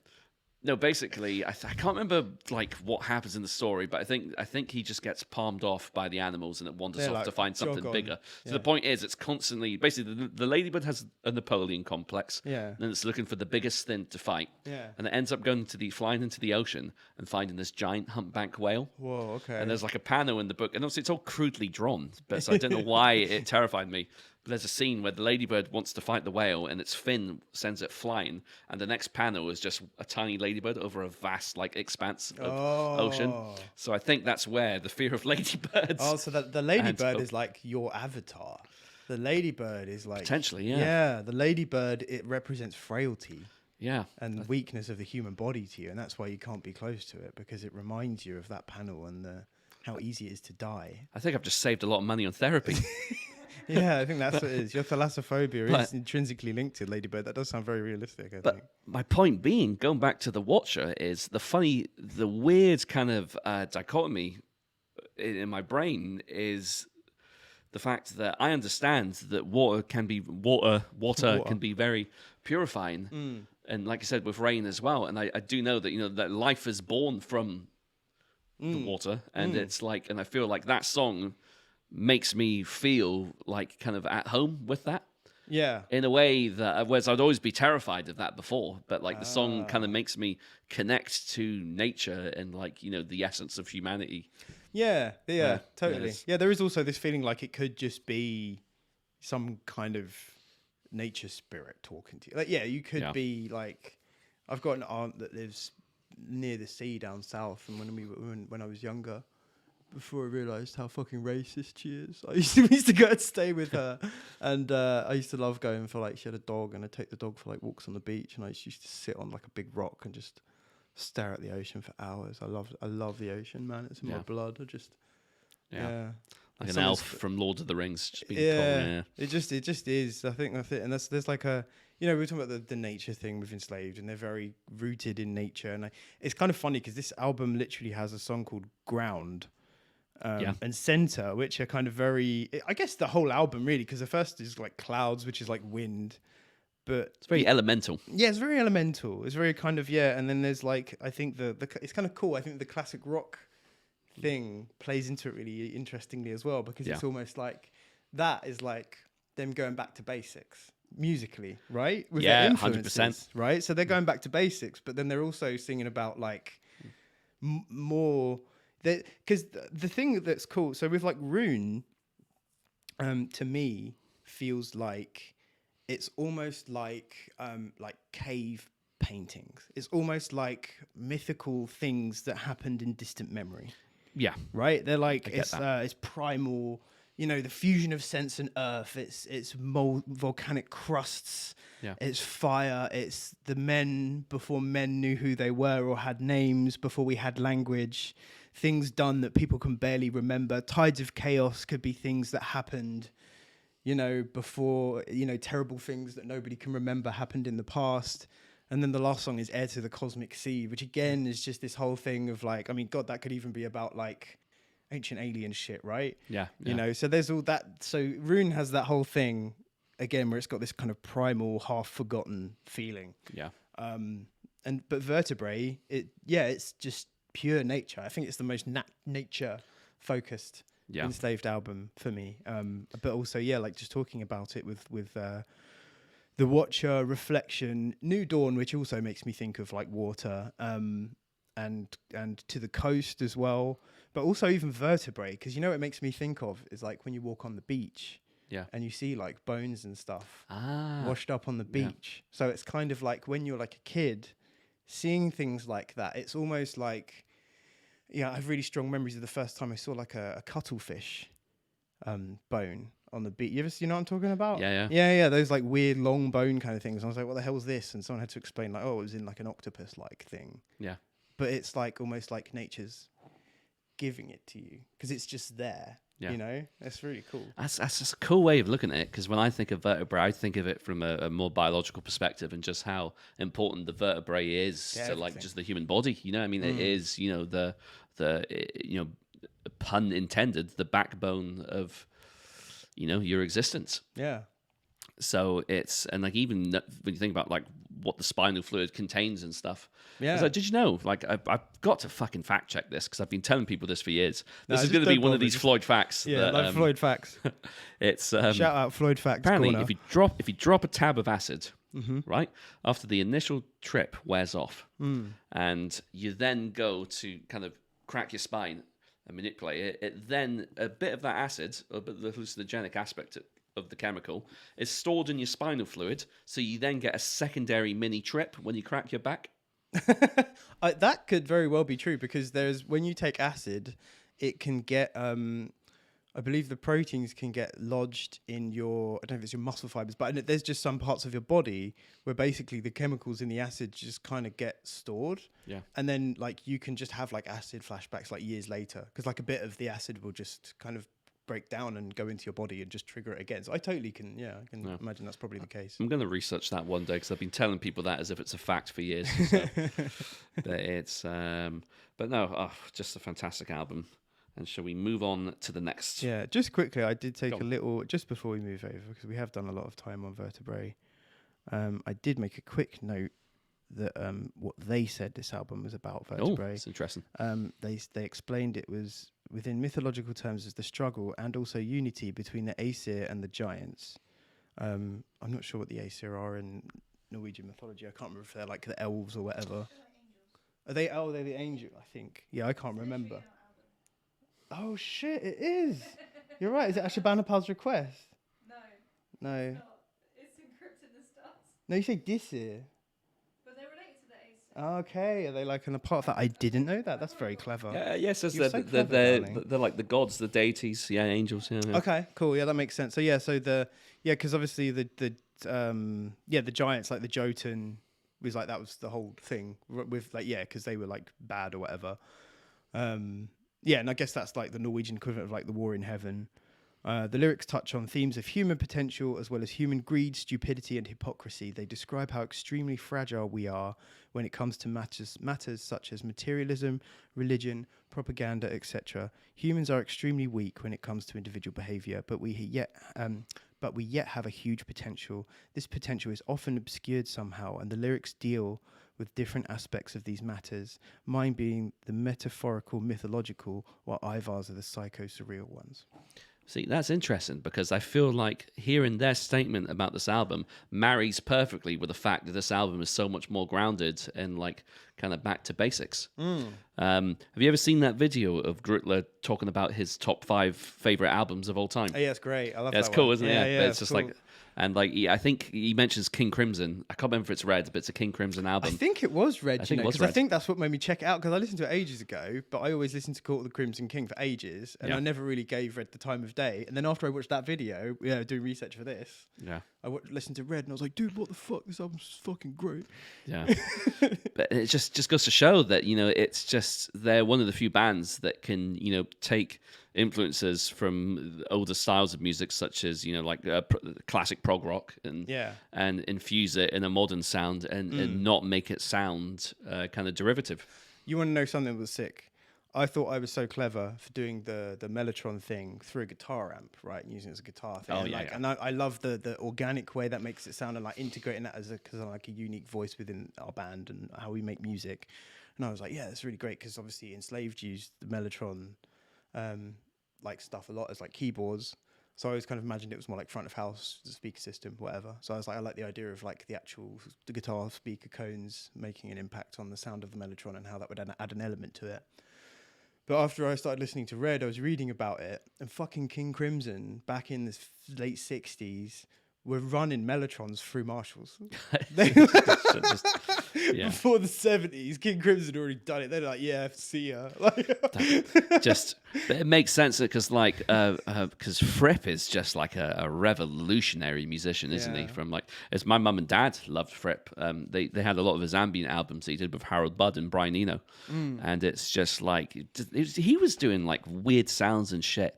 Part of the reason that David Bowie had such success because he worked with Fripp quite a lot on course, I Heroes, forgot about for that. example, and like that the guitar line in Heroes is some of David Bowie's most like emotive music, and kind of what I think helped kind of transcend him into like the greatest stratosphere of kind of musical appreciation among the critics. Yeah. And I mean David Bowie. Did I ever tell you the story? I must tell you the story about my mum when she Which got one? threatened to. She was almost got kicked out of the house. She went to see him during the Ziggy Stardust era. Right. Like grabbed his leg, and like my granddad called her a sex maniac, and like, tried to kick her out. But like, That's really funny. so like David Bowie was a big part of my sex musical maniac. upbringing because my mum was a my mum played massive fan. Bowie so much when I was growing up, and it is just it's so if I like hear like any of it, any era, but I think my favorite is the Spiders from Mars. Yeah. Is it Mick Ronson? I think so, yeah. I think he was the guitarist. You know that song Cracked Actor? I don't actually. Oh man, it's so fucking heavy. It just starts off with this like open like E chord on like a Les Paul, and it's like I don't. it's like a metal song, dude. Damn, I have to check that out. And it's like David Bowie like taking the piss out of like an old guy that fucks young women. Yeah. Yeah, it's Fuck. great. But I mean, yeah, David Bowie did loads of dodgy shit, obviously himself. But like, yeah. But quickly, just before we go back to Enslaved, do you know Robert Fripp? Yes. Do you know he invented his own guitar tuning? Yeah, It's vaguely. called New but go on. Standard Tuning. He's got his own like a school. He teaches music, and he's like basically like he has. They don't use it on any of the King Crimson stuff because I guess he came up with it after they did all their like biggest albums. But he believes that he's kind of created a tuning that if people started using that tuning, I think it's all fifths or something. I don't have an extra guitar lying around to just randomly tune some batshit tuning, but it's really interesting to read about. Yeah, but he's like is actively like he teaches it, and there's like students to it and stuff. Oh, that's and cool. They meet every year and they kind of try to keep pushing the envelope forward. Yeah, that's cool. I think because of musicians like him experimenting. I mean, inevitably, that chain reaction is ultimately what has inspired bands like Enslaved, right, to push the envelopes himself. But yeah, going on to that avant-garde thing, Grutler has he's related to a famous Norwegian composer called Fartein Valen, who's famous for atonal dissonant compositions. And there's some of it's featured in the documentary, and it's quite creepy and weird. And it sounds like it sounds a lot like a lot of the kind of Enslaved things, and he was getting played it as a kid, so it makes so much sense. It's in his blood. Yeah, it's true. I remember that part of the documentary. Yeah, that was really cool. It was, because it was just, I think they played an excerpt of his music, and I was just like, this is like wild shit. Yeah, it is. I was like, it's all like piano music from the. Did I write down where it's from? Yeah, it's old as dirt. No, I didn't write down the year, but yeah, it's old. Because I think it was like his great grandfather or something like that. Yeah, it's like old. Yeah, it's not like present. Right, so we got Axioma Ethica Ordini. Ah, of course. Yeah. Okay. So I've got it being released on September the 27th, 2010. Personally, I love this album. I love all their albums, but this is the Floyd album for me. I think I can totally imagine this being your favorite album. It's almost there. It's definitely it's one of those ones. It's a bit like when you try and rank a death album, right? Right. It's going to change on a week to week basis. Enslaved is the same, but like, don't get me wrong, this is always in the top 3, like consistently. I just feel like there's just so many moments of magic on this album. I love the kind of the title track, Ethica Ordini. I think the acoustic passage when you get the second verse and chorus, and it kind of transitions into that really melodic bit, and then you get Herbrand's clean vocals kicking in again. It's just so anthemic and so pure sounding. And then similar feeling to The Watcher, like it's just an overwhelming amount of melody and emotion. And I feel like this is after going from Vertebrae to this, it was a good change to hear something a lot heavier again. And this album is far heavier. Probably I'd even go to say, when it comes to Latter Day Enslaved, probably one of their heavier albums. I think overall. Interesting, yeah. So many great tracks. Roon, I know that's one of your top tracks, but it's yeah, so great, man. But just so many great riffs. I feel like they really are firing on all cylinders here. I think the production's fantastic. Everything sounds massive. The drums sound really bombastic. The guitars are clear when they need to be, and they're also like quite harsh when they need to be. So it's just the different melodies and just compositional elements of most of the tracks are just melded together so perfectly that I can't wax lyrical enough about this album. So, but I'm interested to see what your take is. Honestly, it's one of my least favorites. Really? Yeah. No, there's some top tier stuff. Absolutely, I don't think anyone can deny. Ethica Ordini feels. You know what? Some of the songs on this album to me feel like different versions of the same song. There's a definite vibe to this album, and I think like Rido and Roon are just two absolutely like peerless, top class Enslaved tunes. Giants is really weird. I have a really weird relationship with that song. Sometimes I hate it. I like Giants. Yeah, but that's what I was gonna say. But then there's other times. I think it's that intro is just kind of like, dun, dun. It's like it's kind of, I don't know. It hits me funny. But yeah, when the song actually kicks in, it's great. Yeah, the intro to that song almost is a bit like a flashback to their early '90s albums. Yeah, I think there's a track on Frost that has a similar-ish intro as well, and it's almost like a callback. Yeah, and I think it's very purposeful how they've done it, and they've composed it that way on purpose to be this lumbering kind of thing, and it puts you into that place. But then they do that so they can hit. It's clever because there's a lot of this.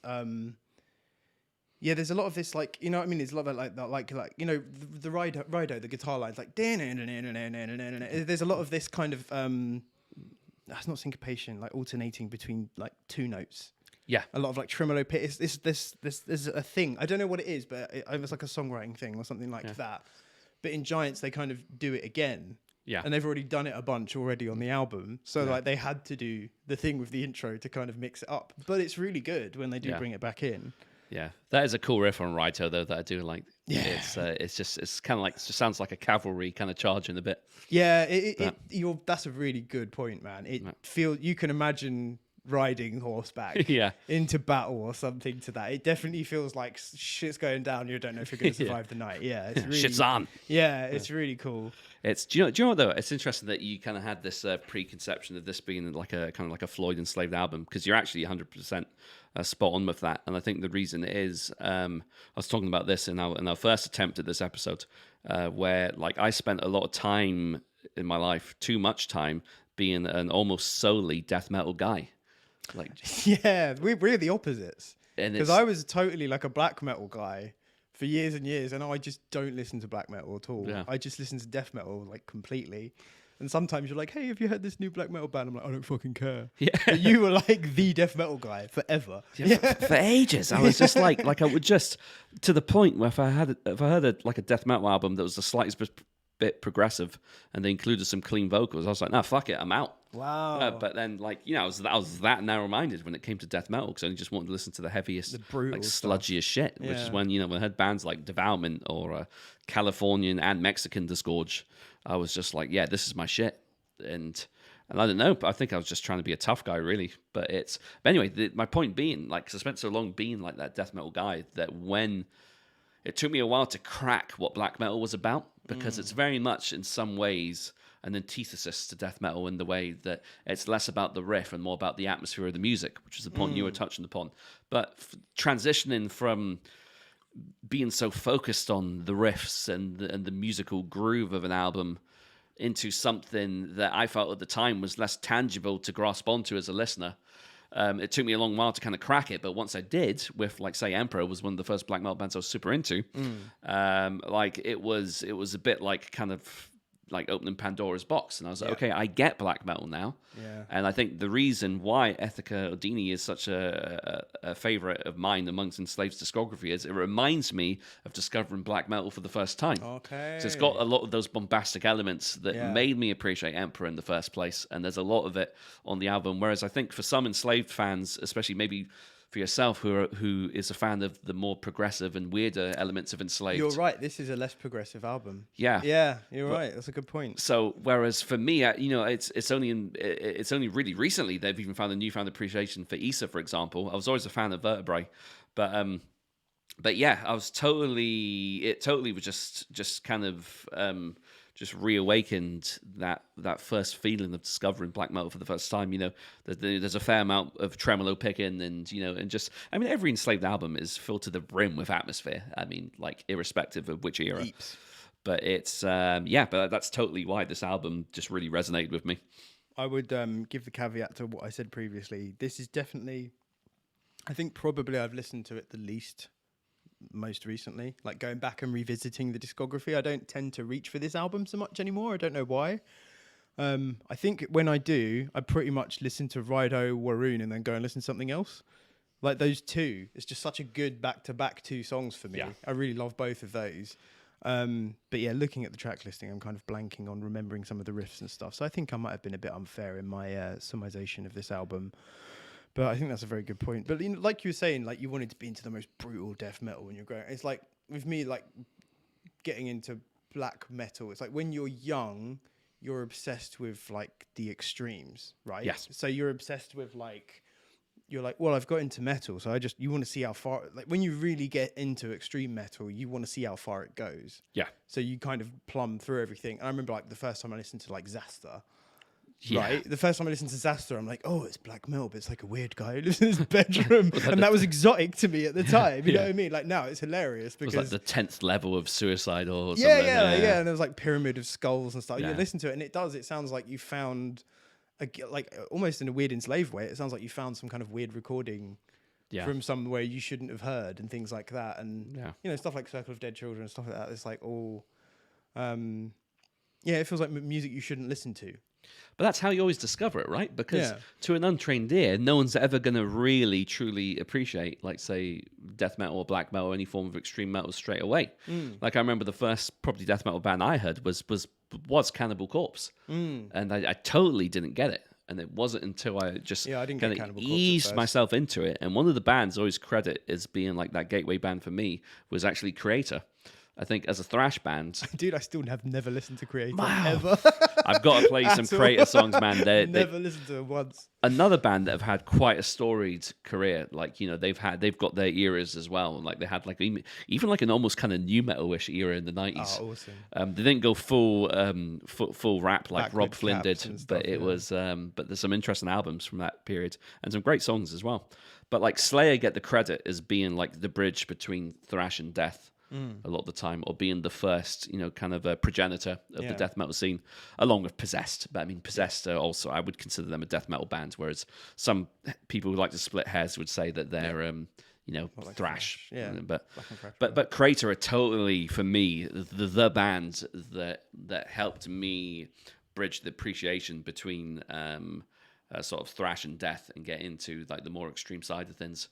And then that's when I was able to revisit bands like Cannibal Corpse and Morbid Angel, Suffocation, and just really find a new level of appreciation for that.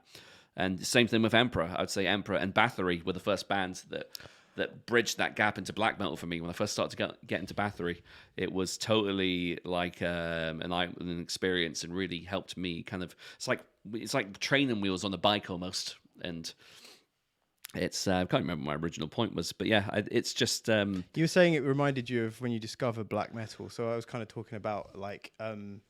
You were saying that it's kind of it took you a while to like kind of get into it because you were so into what you were listening to that you didn't necessarily entertain certain other things. And yeah, I can totally get. But yeah, it's like death metal. It's the same with me. I just listened to so much black metal for a while. Yeah. And then a lot of the social aspects just really turned me off because when I first got into it, like it just wasn't as widespread known. Yeah. I didn't listen to Bergen because they sounded shit. I didn't know they were Nazis. You know what I mean? That was it. I just thought they didn't sound very good. Yeah. Yeah. But then when I found out, I was like, oh yeah, fuck these people, fuck this band. And like that's it. I just won't be doing with it anymore. And I just don't. Fair enough. Care. Yeah. But like that death metal, dude. When I first listened to Death back in the day, I thought they were corny. When I listened to like Leprosy, I thought they were corny as shit. Really? Yeah, it's weird. That's cool. But now they're like, again, one of my favorite bands. But I thought they were like goofy. Yeah. Floyd is nervously looking at me like, this guy? No, of course, definitely one of the best bands that ever existed. But like, I was so into my shit. I was so into my Circle of Dead Children bullshit. Yeah. That it seemed corny. You know what I mean? I can totally get that. But now I'm like, oh, like Chuck was just one of the best songwriters ever. That's just true. That is just like the cream always rises to the top. And I always used to love In the Nightside Eclipse by Emperor. Great album. And I've listened to it like thousands of times, so many times. But now I just can't listen to it. I just don't think it doesn't feel very good. I don't know what it is. I don't know if it's a personal thing. I think all the stuff with Faust really turned me off. Is it Faust the drummer? It's Faust, yeah. He drummed an album. Yeah. The fact that he killed a gay guy, I'm just like, I think when he was in prison, I kind of was like, oh, he's in prison, like he did a fucking horrible thing, and that's that. He's in prison, they're playing with trim or whatever. Yeah. And then when he came out of prison and they were like, yeah, cool, we're just gonna play with this guy again. Yeah. I loved Ishan's solo work so much. I listened to that. I listened to those albums like Amir and all the so much, and I thought he was so avant-garde and so clever and so cool. And then I was like, oh, and then and they're kind of like, oh, he served his time, and I was like, you just didn't have to work with that guy. I know it caused a massive controversy at the time. Yeah, I just want to say, can't listen to him anymore. I just don't care. Talking of Ishan, I fucking love the song "Frozen Lake on Mars." From the track, I can't remember which album it's from. It's such a good track, but like when because they got the headline slot across a lot of the European festivals, and that's when they're playing with Faust, and everyone was a bit like, well, Trim's the better drummer, right? And Trim is just better. Yeah, and I think Ishan's logic was the fact that that it wouldn't be right to do a tour of In the Nights of the Eclipse without the original lineup, and I'm like, yeah, I'm sure most people are not going to really care too much about that, but whatever, innit? He's entitled to do that, absolutely. He's entitled to do that. I'm entitled to not listen. It's cool. Like, I get it. Like, he's got his point of view. It's his art. He can do what he wants. That's great. Yeah. But yeah, it's just another example. I just find it weird that you just don't get the same shit with like Morbid Angel and shit. You know what I mean? And you don't get the same shit with like Death and when you find out there's a dickhead in the death metal scene from back in the day, they tend to be like the individuals, and they're quite few and far between. Yeah. And I just think they are kind of few and far between. I mean, you've got the Malevolent Creation guy. Can't remember Jesus his name. Christ, he's just like guy. Extremely problematic. Yeah, fuck Malevolent Creation. If you listen to Malevolent Creation or have a Malevolent Creation record, please Google the fucking interviews where that guy's just like using the N-word, and then they have like a fucking song about like ethnically cleansing coloured people. Fuck that band so hard. And he made up that story about being robbed and then killing the guy, and it was like it wasn't true, and it was just really weird. But yeah. Anyway, sorry. Yeah. But we should move on. Yes, let's. To Retire, their 12th album. Yeah, 12th album. Now, what's cool about this album title, which I actually only realized a few years ago, was that the word itself is a palindrome, so it's the same spelled both ways. Yeah. And I think, that is, and I was actually meaning to mention this when we were covering Ethica Odini, is I think I do remember from researching some of the lyrical concepts is Enslaved or love the whole concept of Ouroboros, like the snake eating itself, and time itself being more of an abstract concept. It's not linear. It's more of a circle, and that's always been something that's interested me. Those certain metaphysical elements. Even though I felt like I've never really had the brain or the academic propensity to kind of get into it too much. But you don't need to.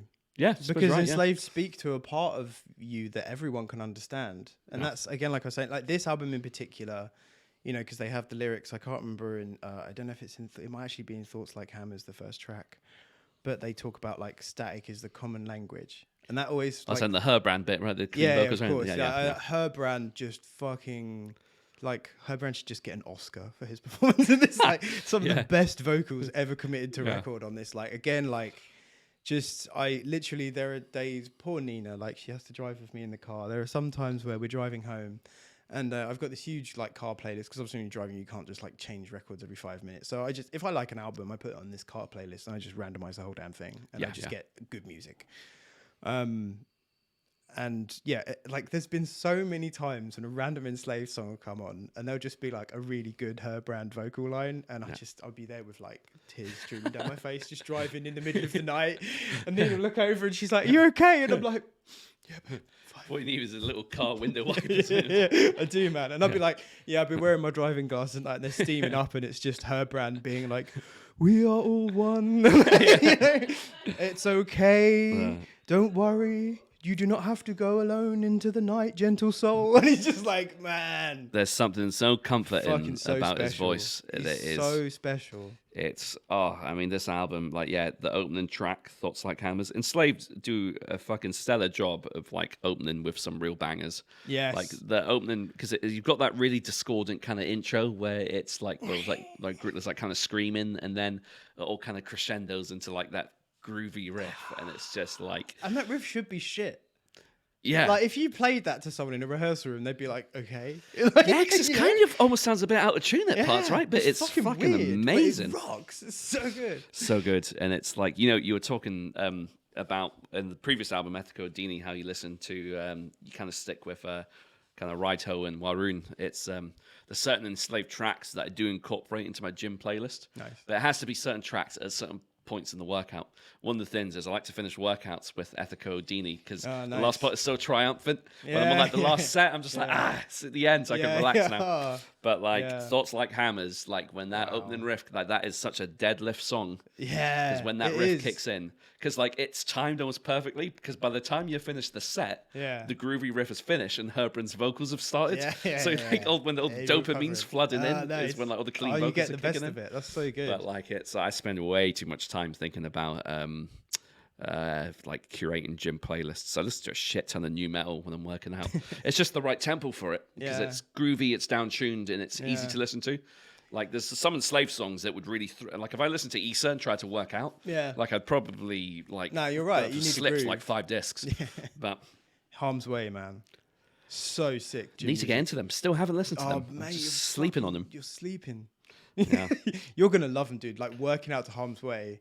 I mean, especially when you look at how stacked James Pledge is as well. Like, he's beast. Yeah, he's so sick, dude. I think he's like an actual like national powerlifter as well, from what I remember reading. But he's got the right build because I think he's quite short, so he's got that powerlifter build, so like a lower center of gravity and stuff. So he's a good deadlifter. Yeah, but you really have to. They're so good. I'll definitely check him out.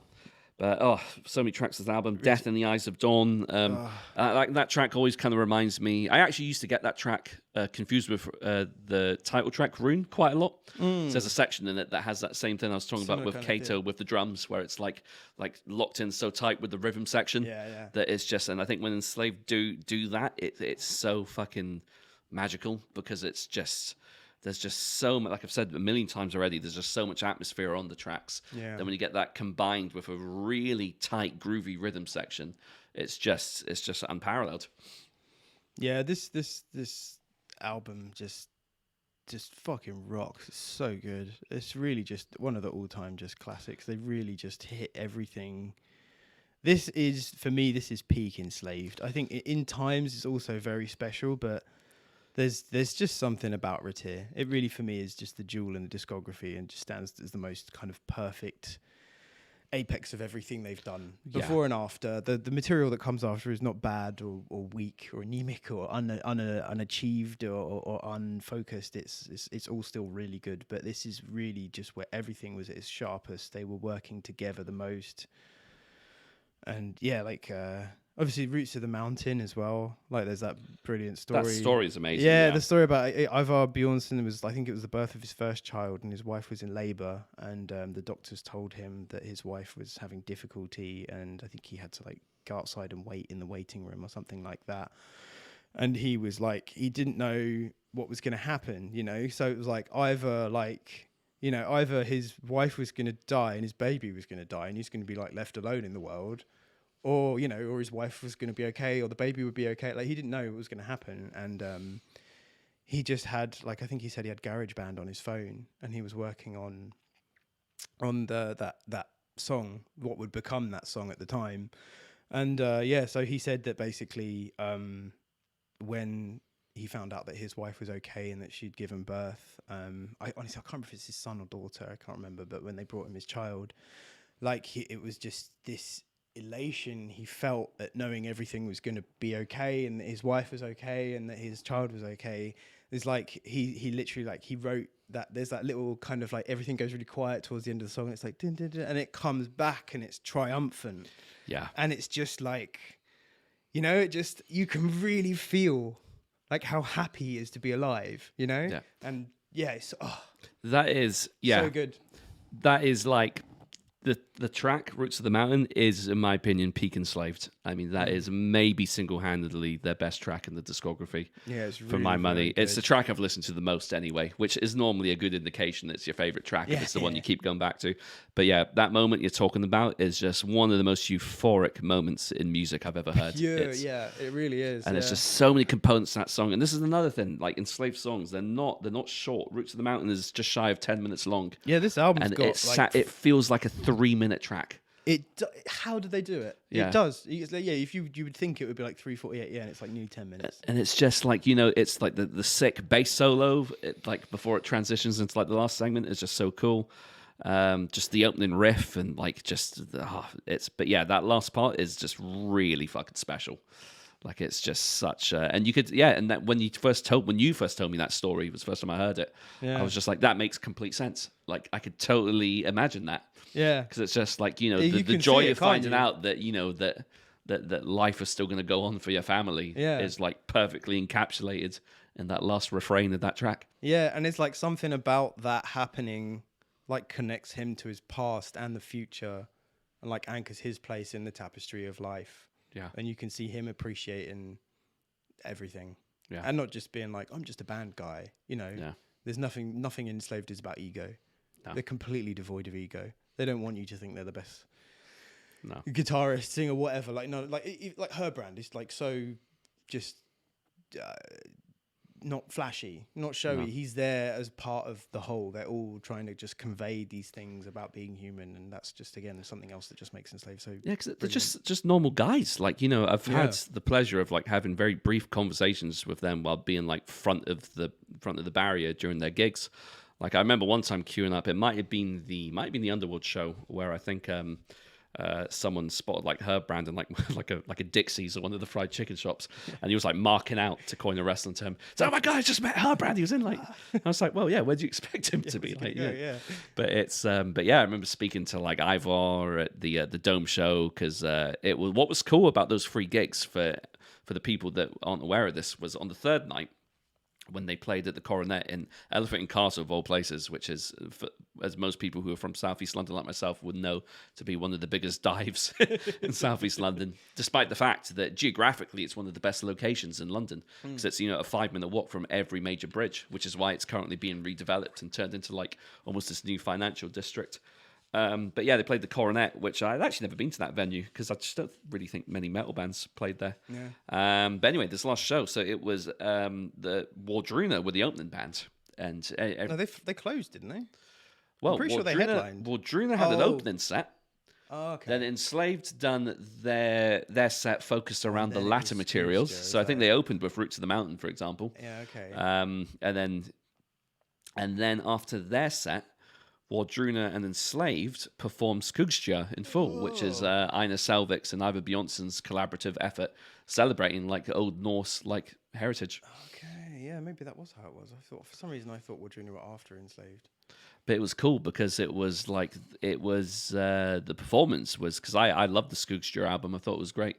Yeah, and really it was cool because they were all on stage. So Enslaved were there, and like Einar Selvik and the Wardruna members were there, and they had all the traditional Norse instruments. Have you ever seen the Wardruna version of Return to Yggdrasil, the cover of the Enslaved song? No, It's so great. It's really good. I had no idea they did that. Yeah, it's really cool. Yeah, that's mad.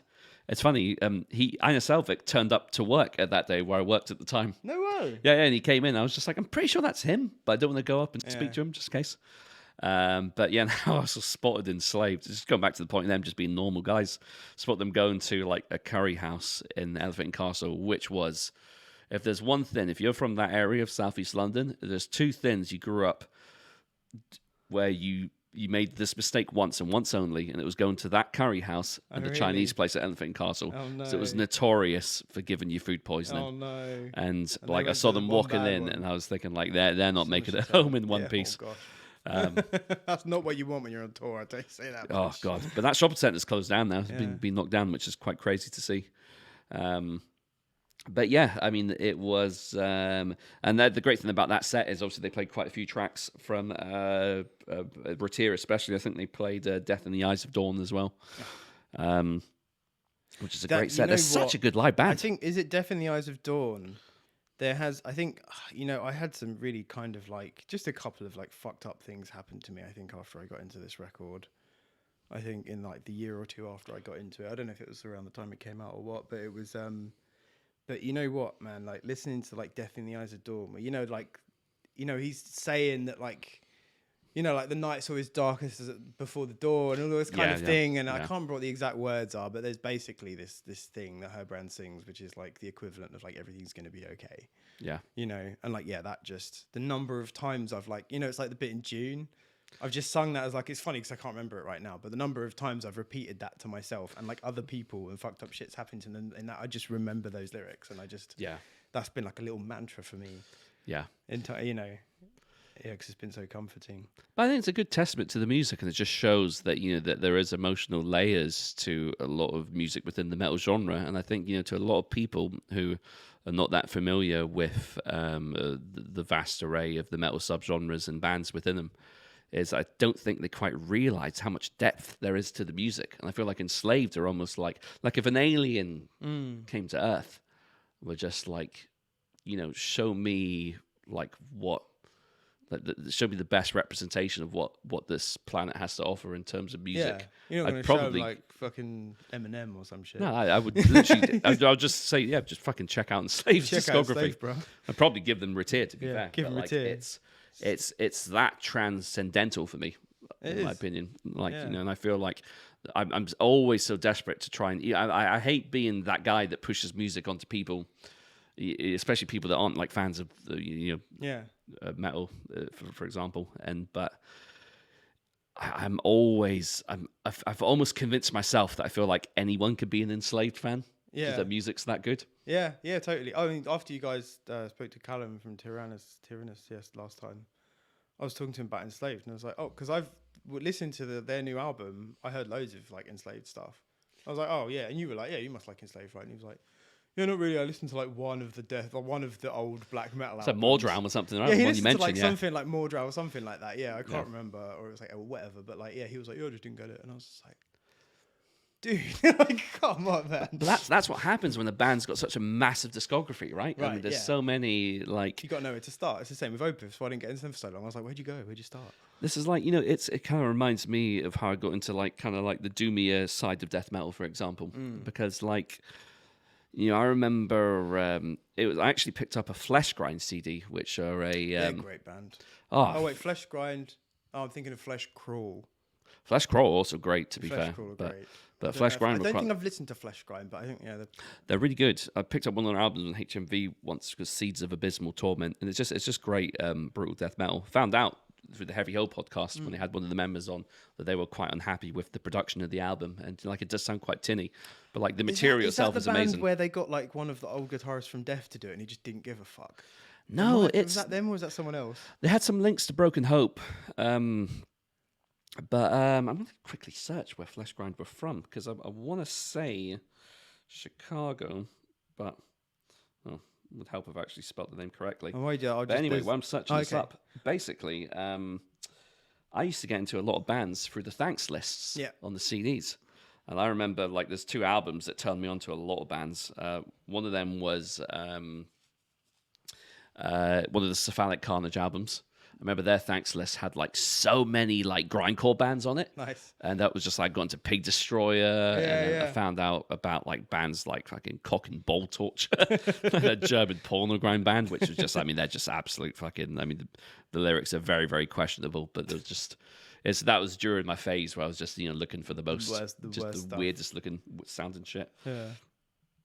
But finally managed to type the name right. Yeah, no, I was right. Chicago, Illinois. Okay. A rare fact gone right by me. But anyway, in their thanks list, they gave a shout out to Catatonia, and one of the members of the band. Sorry, with a K. With a K, yeah. And one of the band members said, like, they mentioned 2 songs in particular. So it was the songs "Day" and "Gone." So some of their earlier albums. Are they Michael ones? What ones? Because Michael Ackerfeld did vocals for. So "Day" is from the album that Michael Ackerfeld was doing vocals on, even though he didn't do vocals on that track. "Gone" is from the Discouraged one, which I think was an album after. You had "Dance of December Souls," and then you had what's the album called? That had "Day" on. I can't remember. Drawing a blank. But it's but yeah. So I listened to those tracks, and that's how I got into Catatonia, and then Paradise Lost. Because Paradise Lost was one of those bands that had shout out Paradise Lost, great band, love Paradise Lost, massive discography. So like and going back to what you were saying about Callum with Enslaved, that's kind of like me with a lot of those bands. I look at a band like Paradise Lost, I'm like, well, where the fuck do I start? Dude, I was so happy when I found that Metallica Paradise Lost album. The self-titled one is so sick, dude. I love it. Every song has the drum beat. It's like boom, ga, boom, ga. So he's like, yeah, it's fucking awesome. It's better than Metallica. Easy.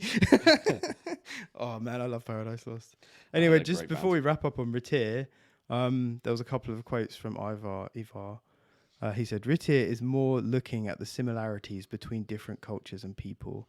The exploration for us has gone inwards. It's more personal, and the result from that is you feel more connected to global things and less of a specialized nationalistic Norwegian heritage."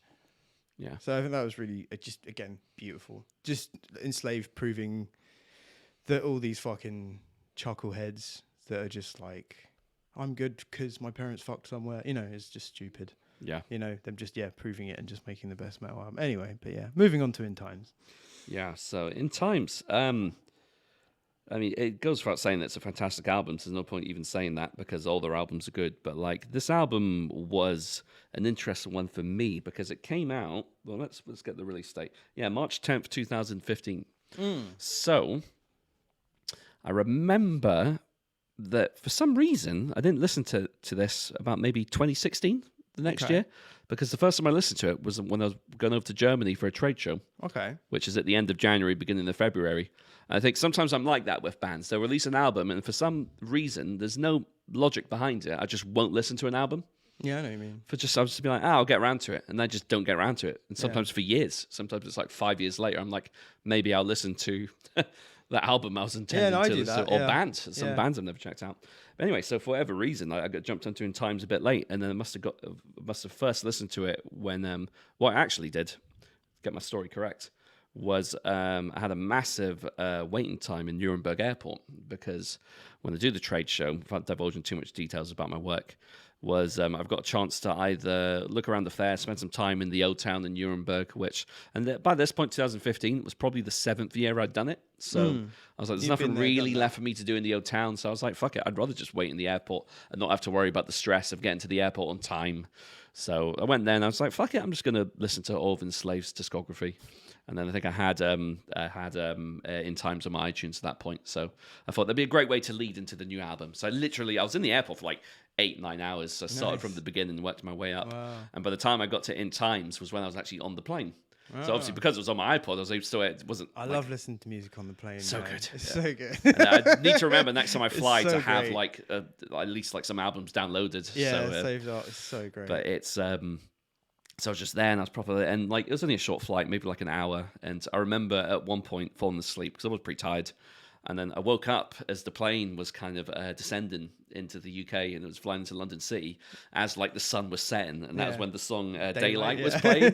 And it was just at the melancholic moment. And it was just like, it was just for me, really like one of those core musical memories that I'll never forget. And so every time I listen to that song in that particular moment, I just think of like being high up in the sky, just like descending down. Yeah, because they recorded a lot of this. I think I can't remember if they recorded because I think at this point in their career they do a lot of the principal recording themselves, is my understanding. Because Ivar Sandoy, who ends up replacing Kato Beckenvold when he leaves on drums, Ivar Sandoy comes in on this album in times and he co-produces this album. And then he co-produces the following albums, Ian Utgard. So I think he was involved in Ratir as well, was he not? Or I think maybe engineering? He was, but I think he might have engineered. He didn't co-produce on those ones. So I think he's like a friend of them. I think he might be in Borknagar, maybe. I'm not sure. Because I know someone in Enslaved was in Borknagar as well. I've never really been able to get into Borknagar, but... Borknagar. No, yeah, I've heard both, but yeah, I've always said Borknagar. Oh, No. But I actually think that's the first time I've ever said it out loud. I hate names like that. Where you just, you're like, you're on a podcast and you say a bad name for the first time. I've never heard of any bands he's been in. The only one that's got a similar entry on Metal Archives is Relentless Aggression. Oh, which is still an active band according to this. But yeah, it's this one's it's a bit lighter than Ratir, but I really love In Times. It's about time, and I've always just had a thing about chronology and time and the space between things and time and having a messed up perception of time. I don't know why. I've always been kind of obsessed with it ever since I was a kid, and this album just really speaks to me on a deep level because of that. Churasaw's Dreaming, the her brand, that's like fucking just her brand, like, because it's like the whole song is like Gritler starting and he's like, yeah, the evil god or whatever, and then just her brand just turns up and just rocks and just destroys everything, you know. I've taken on another form and all that kind of stuff. The lyrics are just incredible. Oh yeah, that's a great fantastic track. Yeah, Building with Fire, 1000 Years of Rage, just classics really. They've just really refined their formula by this point, and they're kind of, it's not formulaic, they're not just chucking stuff out. But like you can tell there's certain stuff they're kind of reusing. There's a lot. It's like poppier in one way, but it's still heavy as shit. It's catchy and heavy, but it's like you could never just be like, oh, this is pop music at all. It's not light. It's not weak. It's you feel it still. This is, I think I agree 100% with everything you just said. This would be the album I would recommend to an enslaved first timer. Yeah, especially for the modern era. I would think I think production wise is probably one of the best sounding enslaved albums. It is. Everything sounds really crisp and beautiful. I think all the instruments sound super clear. Like even Building with Fire. I love how you've got like the samples of like the hammer and the anvils, right? The hammer and the anvil. There's like birds they recorded in the mountains. There's a lot of field recording in this album, and it's really it's really beautiful the way it kind of works. And like you said, that anvil, like I hear that noise in my dreams, man. That's so trippy. But it's just just so many good riffs on this album as well. It's like you said, it's like, you don't want to call it formulaic, but it's a very complete sounded Enslaved album. Like it's a very solid. I mean, the runtime is 53 minutes, and like, to be honest, I've listened to this album so many times from start to finish. And it's funny how you talk about time being a concept. It's like what I was saying earlier about how like Roots to the Mountains sounds like a 3-minute track. This album sounds like a half-an-hour album. Yeah, but like it's just shy of an hour.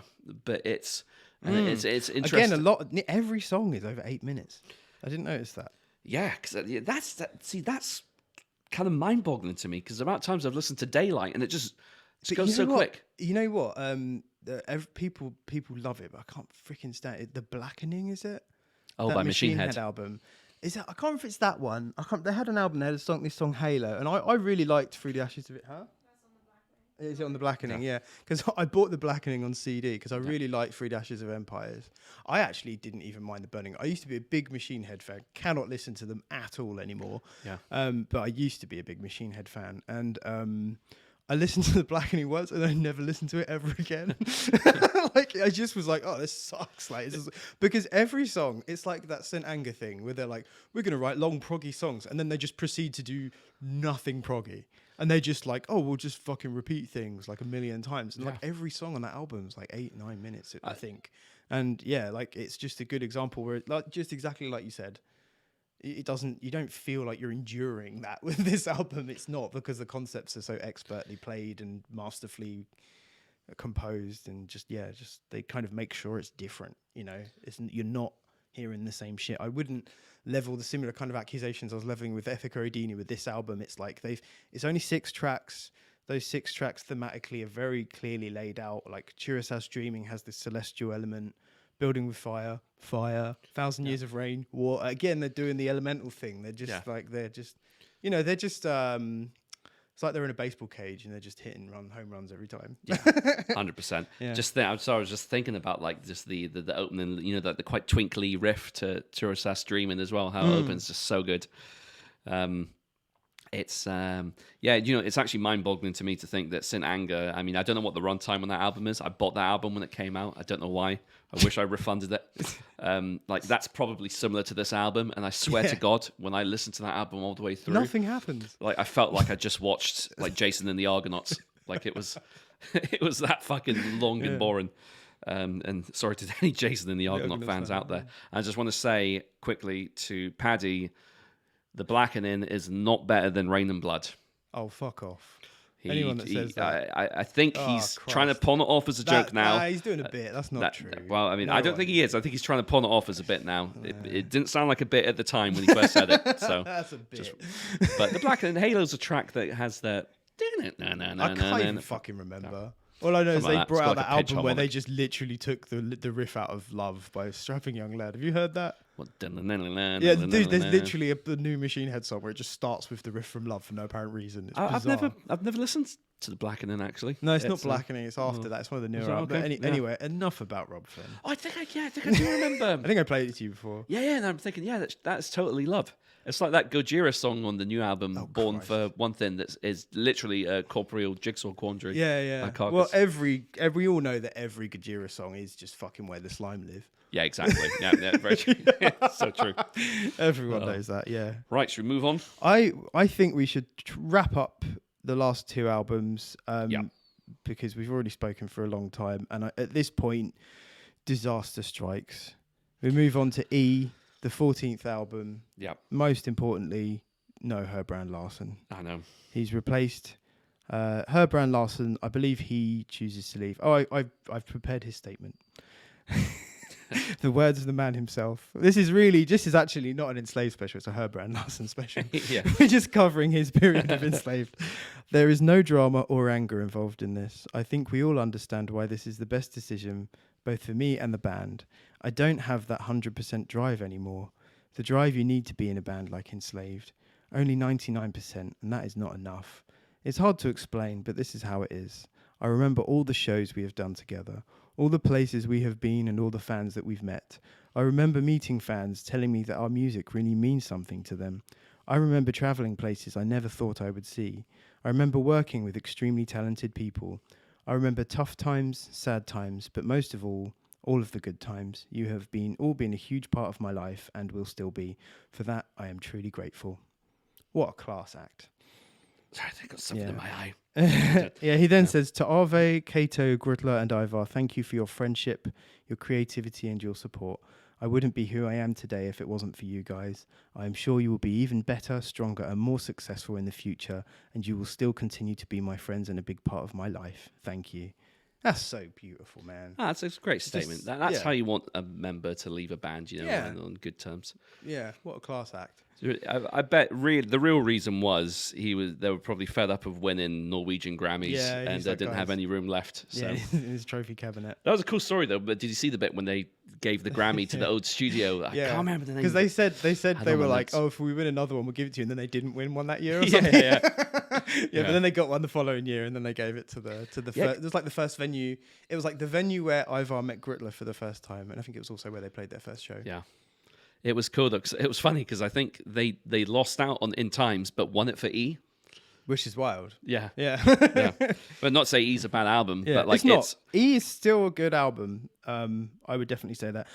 Kato Beckervold performs on this album, but he leaves afterwards. Yeah. So it's Kato's last dance as well. But there's some great moments. I also listened to this album on the plane as well, actually, when I was on the way to New York. Was the first time. I've got a thing with listening to Enslaved albums on planes.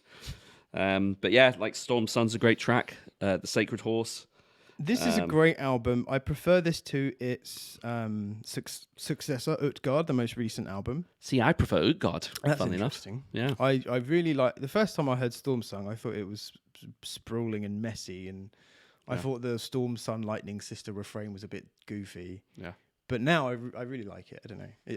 I really enjoy it. There's a great interview where Ivar's talking about how he wrote Sacred Horse, because that's obviously about Sleipnir, the 8-legged horse. Oh, yeah. From Norwegian mythology. And he said he kept having dreams. And he kept seeing Sleipnir in his dreams. And he was like, well, I've just got to write a song. Oh, that's wild. Yeah, he was just like, I just have to. Like, you know. So I thought that was really cool. And I like this Axis of the Worlds is like a goofy old school Enslaved kind of riff. Yeah. And it's got that kind of there's a lot of kind of classics. It's kind of anchoring in, but it's just not as good as In Times, I feel. But there's still some, you know, there's so not to speak badly of Herbrand's replacement, Hakon Vinje. He is very good. He is a very good singer. He has a beautiful voice, and he's like nobody could replace Herbrand, but he does a fantastic job. Yeah, I have really seen does a fantastic them job. live, I think twice with Hakon or Hakon, yeah, go for Hakon? that. Maybe Haken, I think, because it's got the umlauts, but don't know. Apologies to any Norwegians listening to us butchering their they know we're pronunciations. only dumb English people, so it's fine. But it's so some live twice with sort of, I'll go for Haken for now on vocals, and I don't think I've seen them with him. it was good. Like he does the Herbrand parts pretty well. And one thing I didn't realize is Ivar Sandoy, the replacement drummer for Kato, does actually perform a fair amount of clean vocals as well. Damn, really? Yeah, Wow. yeah. I saw on. Do you remember during the lockdown they done like a really well produced Caravans of the World or whatever. Yeah. Like I haven't watched it. I've been meaning to. it's really good. I like think it's Nina was telling me about one of the songs on it today, and I was like, "Oh, damn, you know more about this than I do. I haven't even watched it yet." And she was telling me about one of the songs, and I was like, "What?" super good. It's super Yeah. cool. Like it's really, really well produced. But I think for me, if we're summing up here a little bit with the Utgard album, I felt like that's with sort of Hakon kind of settles into his role a little bit Yeah. more, because this is another transitional period for the band. So Yep. some new keyboardist, new clean vocalist, New drummer. and then obviously a new drummer on Utgard. I feel like because he probably had the previous experience working with the band as a producer / engineer. Yeah, I think that helped definitely. that definitely helped him Yeah. kind of slot into the role quite easily. And he's a great drummer.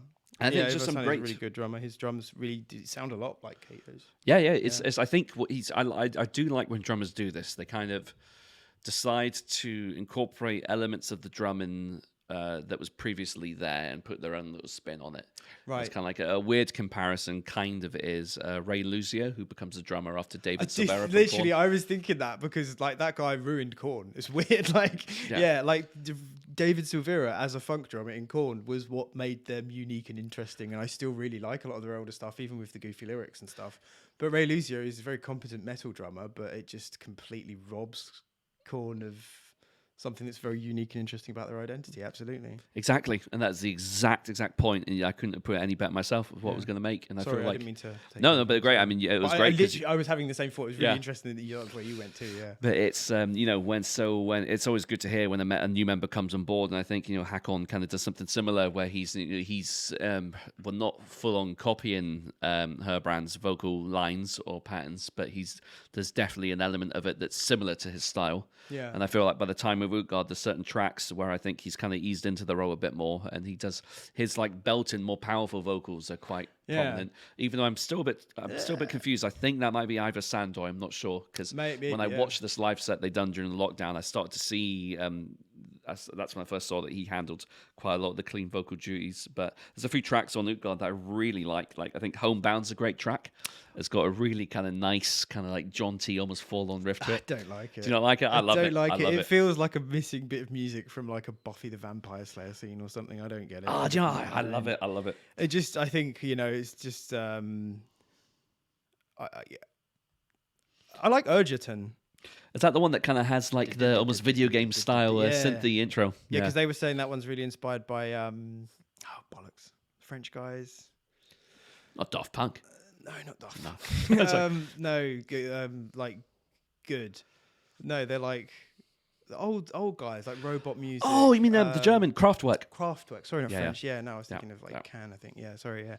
Yeah, because they were talking about Kraftwerk and Can, I think, for Urgerton. And like that worked quite well for me, I think, in terms of it being like, oh, it's a story. It's like the first giant, the giant, the Jotun being the giants, obviously, of Norwegian mythology. And it's like... Yeah. And then I thought that they used that experimentation, and it's like a different sound for Enslaved, but like the bass is like, it's like a super Grittler like bass line as well. And there's like some really interesting stuff. And I thought that the drummer is that kind of syncopation between the snare and the bass drum, and the note length choices, again, very kind of like Kato, like Enslaved traditional drum kind of feel. It's very, very tastefully composed, I think. Whereas I don't know, like Homebound just doesn't hit me in the same way that I think if it was released a couple of albums before, I think it probably would have just floored me. You know, but that's not. They can't all be. But this is the thing, you've got, as I think you've just got to remember how long the band have been at it, and it's great in a way for us. God, is their 15th album. That's insane. Like, do you know what I mean? And it's they were so young when they started that they're still relatively young now, and like, it's crazy to me to think that could just be another phase in this band's career. And then they're probably going to, as more and more albums come out, and if they're planning on writing new music, which I hope they are, like I feel like the next album is going to be even more like kind of what we were saying about the Herbrand and Kato era when that was first kind of ushered in. You kind of heard them settling into it, and it became more and more refined. Right, that's it. I think that's totally true. This is maybe the newer members trying to experiment and find their voice, and that's like totally valid. And there's still great albums, and it's just like, who else can you think of? Yeah, absolutely. I'm not shitting on it. It's still great. It's good, but it's like, so it's just when it's one of your favorite bands, you're always gonna be like almost hypercritical, right? Yeah, hypercritical. But this is me being hypercritical, but I still really like it. I would also say that I've probably given this the least time out of all the albums we've spoken about. So I also could listen to it a whole bunch more and come back and just take everything back I said and say I love it. So, and I think that's a good point, because like this album came out October 2nd, 2020, and that is such a turbulent time for everyone. And like we were consuming a lot of music with doing the podcast, which was great, because it really helped me kind of reignite my love for discovering new styles of music, and especially like all the old 70s music that Nina's turned me onto and stuff.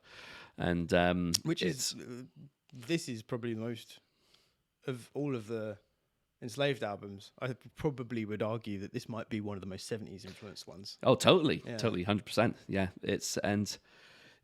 I feel like everyone kind of, I don't want to speak for other people here, but like for me personally, I would say that like with everything that's been happening the last few years, like I think everyone's had to work super hard to maintain that kind of lust for life and that desire to do things, because I think we've had so much fun sucked out of us with everything that's been happening.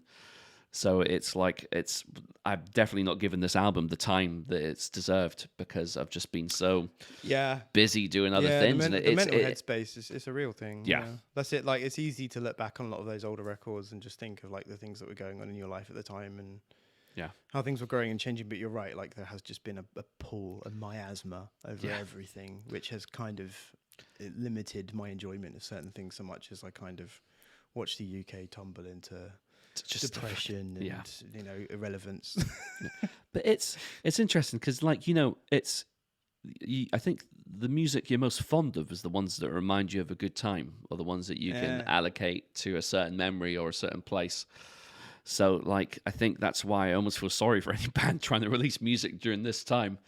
because it's there's not really much there hasn't really been much going on for us in the UK, at least anyway. Like we had a lot of downtime, which is what actually led to the inception of this podcast. But so I'm thankful from that perspective. But on the other hand, there was just so much shit to be worried about. It was hard to focus on the arts, and then even the state of the arts in the real world. Like we didn't know what was like. I think everybody was craving to go to a gig again, but then that was coupled with the dilemma of feeling safe because of so much. Fucking ill, you know. Yeah, it's like and you're still dealing with the fallout from the last time around and stuff like that. Yeah, and I feel like we are, kind of hopefully coming out of the woods, and I feel like live music has opened up a bit. Went to watch Turnstile. Totally forgot to do the Turnstile review. Yeah, I was thinking about it today. But went to watch Turnstile live the other day, which was amazing. And Paradise Lost played fucking Ballroom yesterday. I didn't know. That was interesting. It was a sold out show, but apparently loads of trains were down, so I guess a certain amount of people couldn't get there. But I think I saw some pictures. I think Moonspell posted pictures, and it looked like it was still pretty well attended. Okay, thankfully. cool. So Moonspell's supporting. Oh, cool. Yeah, it was Moonspell and Aluna. Oh, no way. Oh, cool. Oh, of course. Yeah. yeah. But I saw it and I was thinking, I was so tired. But I was just like, oh, God. I promised myself that when gigs were back, I would go to as many gigs as possible. Well, I got to sit and watch Paradise Lost from the stage at Bloodstock. That was so amazing. great. I loved that so much. Yeah. There's a fever. They played an album in full. They played Icon? What was that? There's a fever. Oh, yeah. What's that? That's the first song. Anyway, yeah, this is the... Yeah. I think we should wrap things up. It's gone on long enough. It does indeed. Me and you could talk all day about Enslaved. I love them. Yeah, love them. Thank you, Enslaved. Thank you so much for everything. Thank you for all of your work and your love and your unifying message and the beauty with which you forged on, you beautiful bastards. I love you. Yep, and when you come to the UK, you could be guaranteed I'll be front and center. Hell yeah. As always, losing my shit. And please play 793 Battle of Lindisfarne again. So I need to just carve out half your fucking set.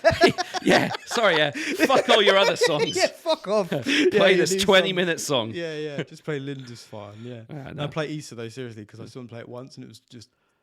Anyway. It's great. Thank you so much.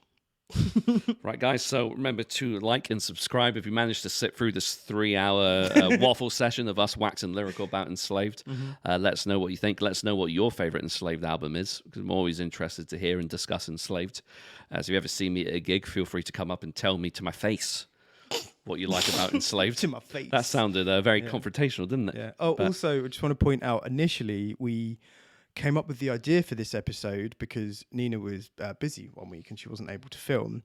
However, because I fucked up the recording of the episode, we had done all this research and we had other plans for today's episode. It didn't work out, so we decided to do the Enslaved episode. So Nina is here, but she will be front and stage again. She will be absolutely back. This is just a temporary thing. You don't have to put up with me. Don't worry.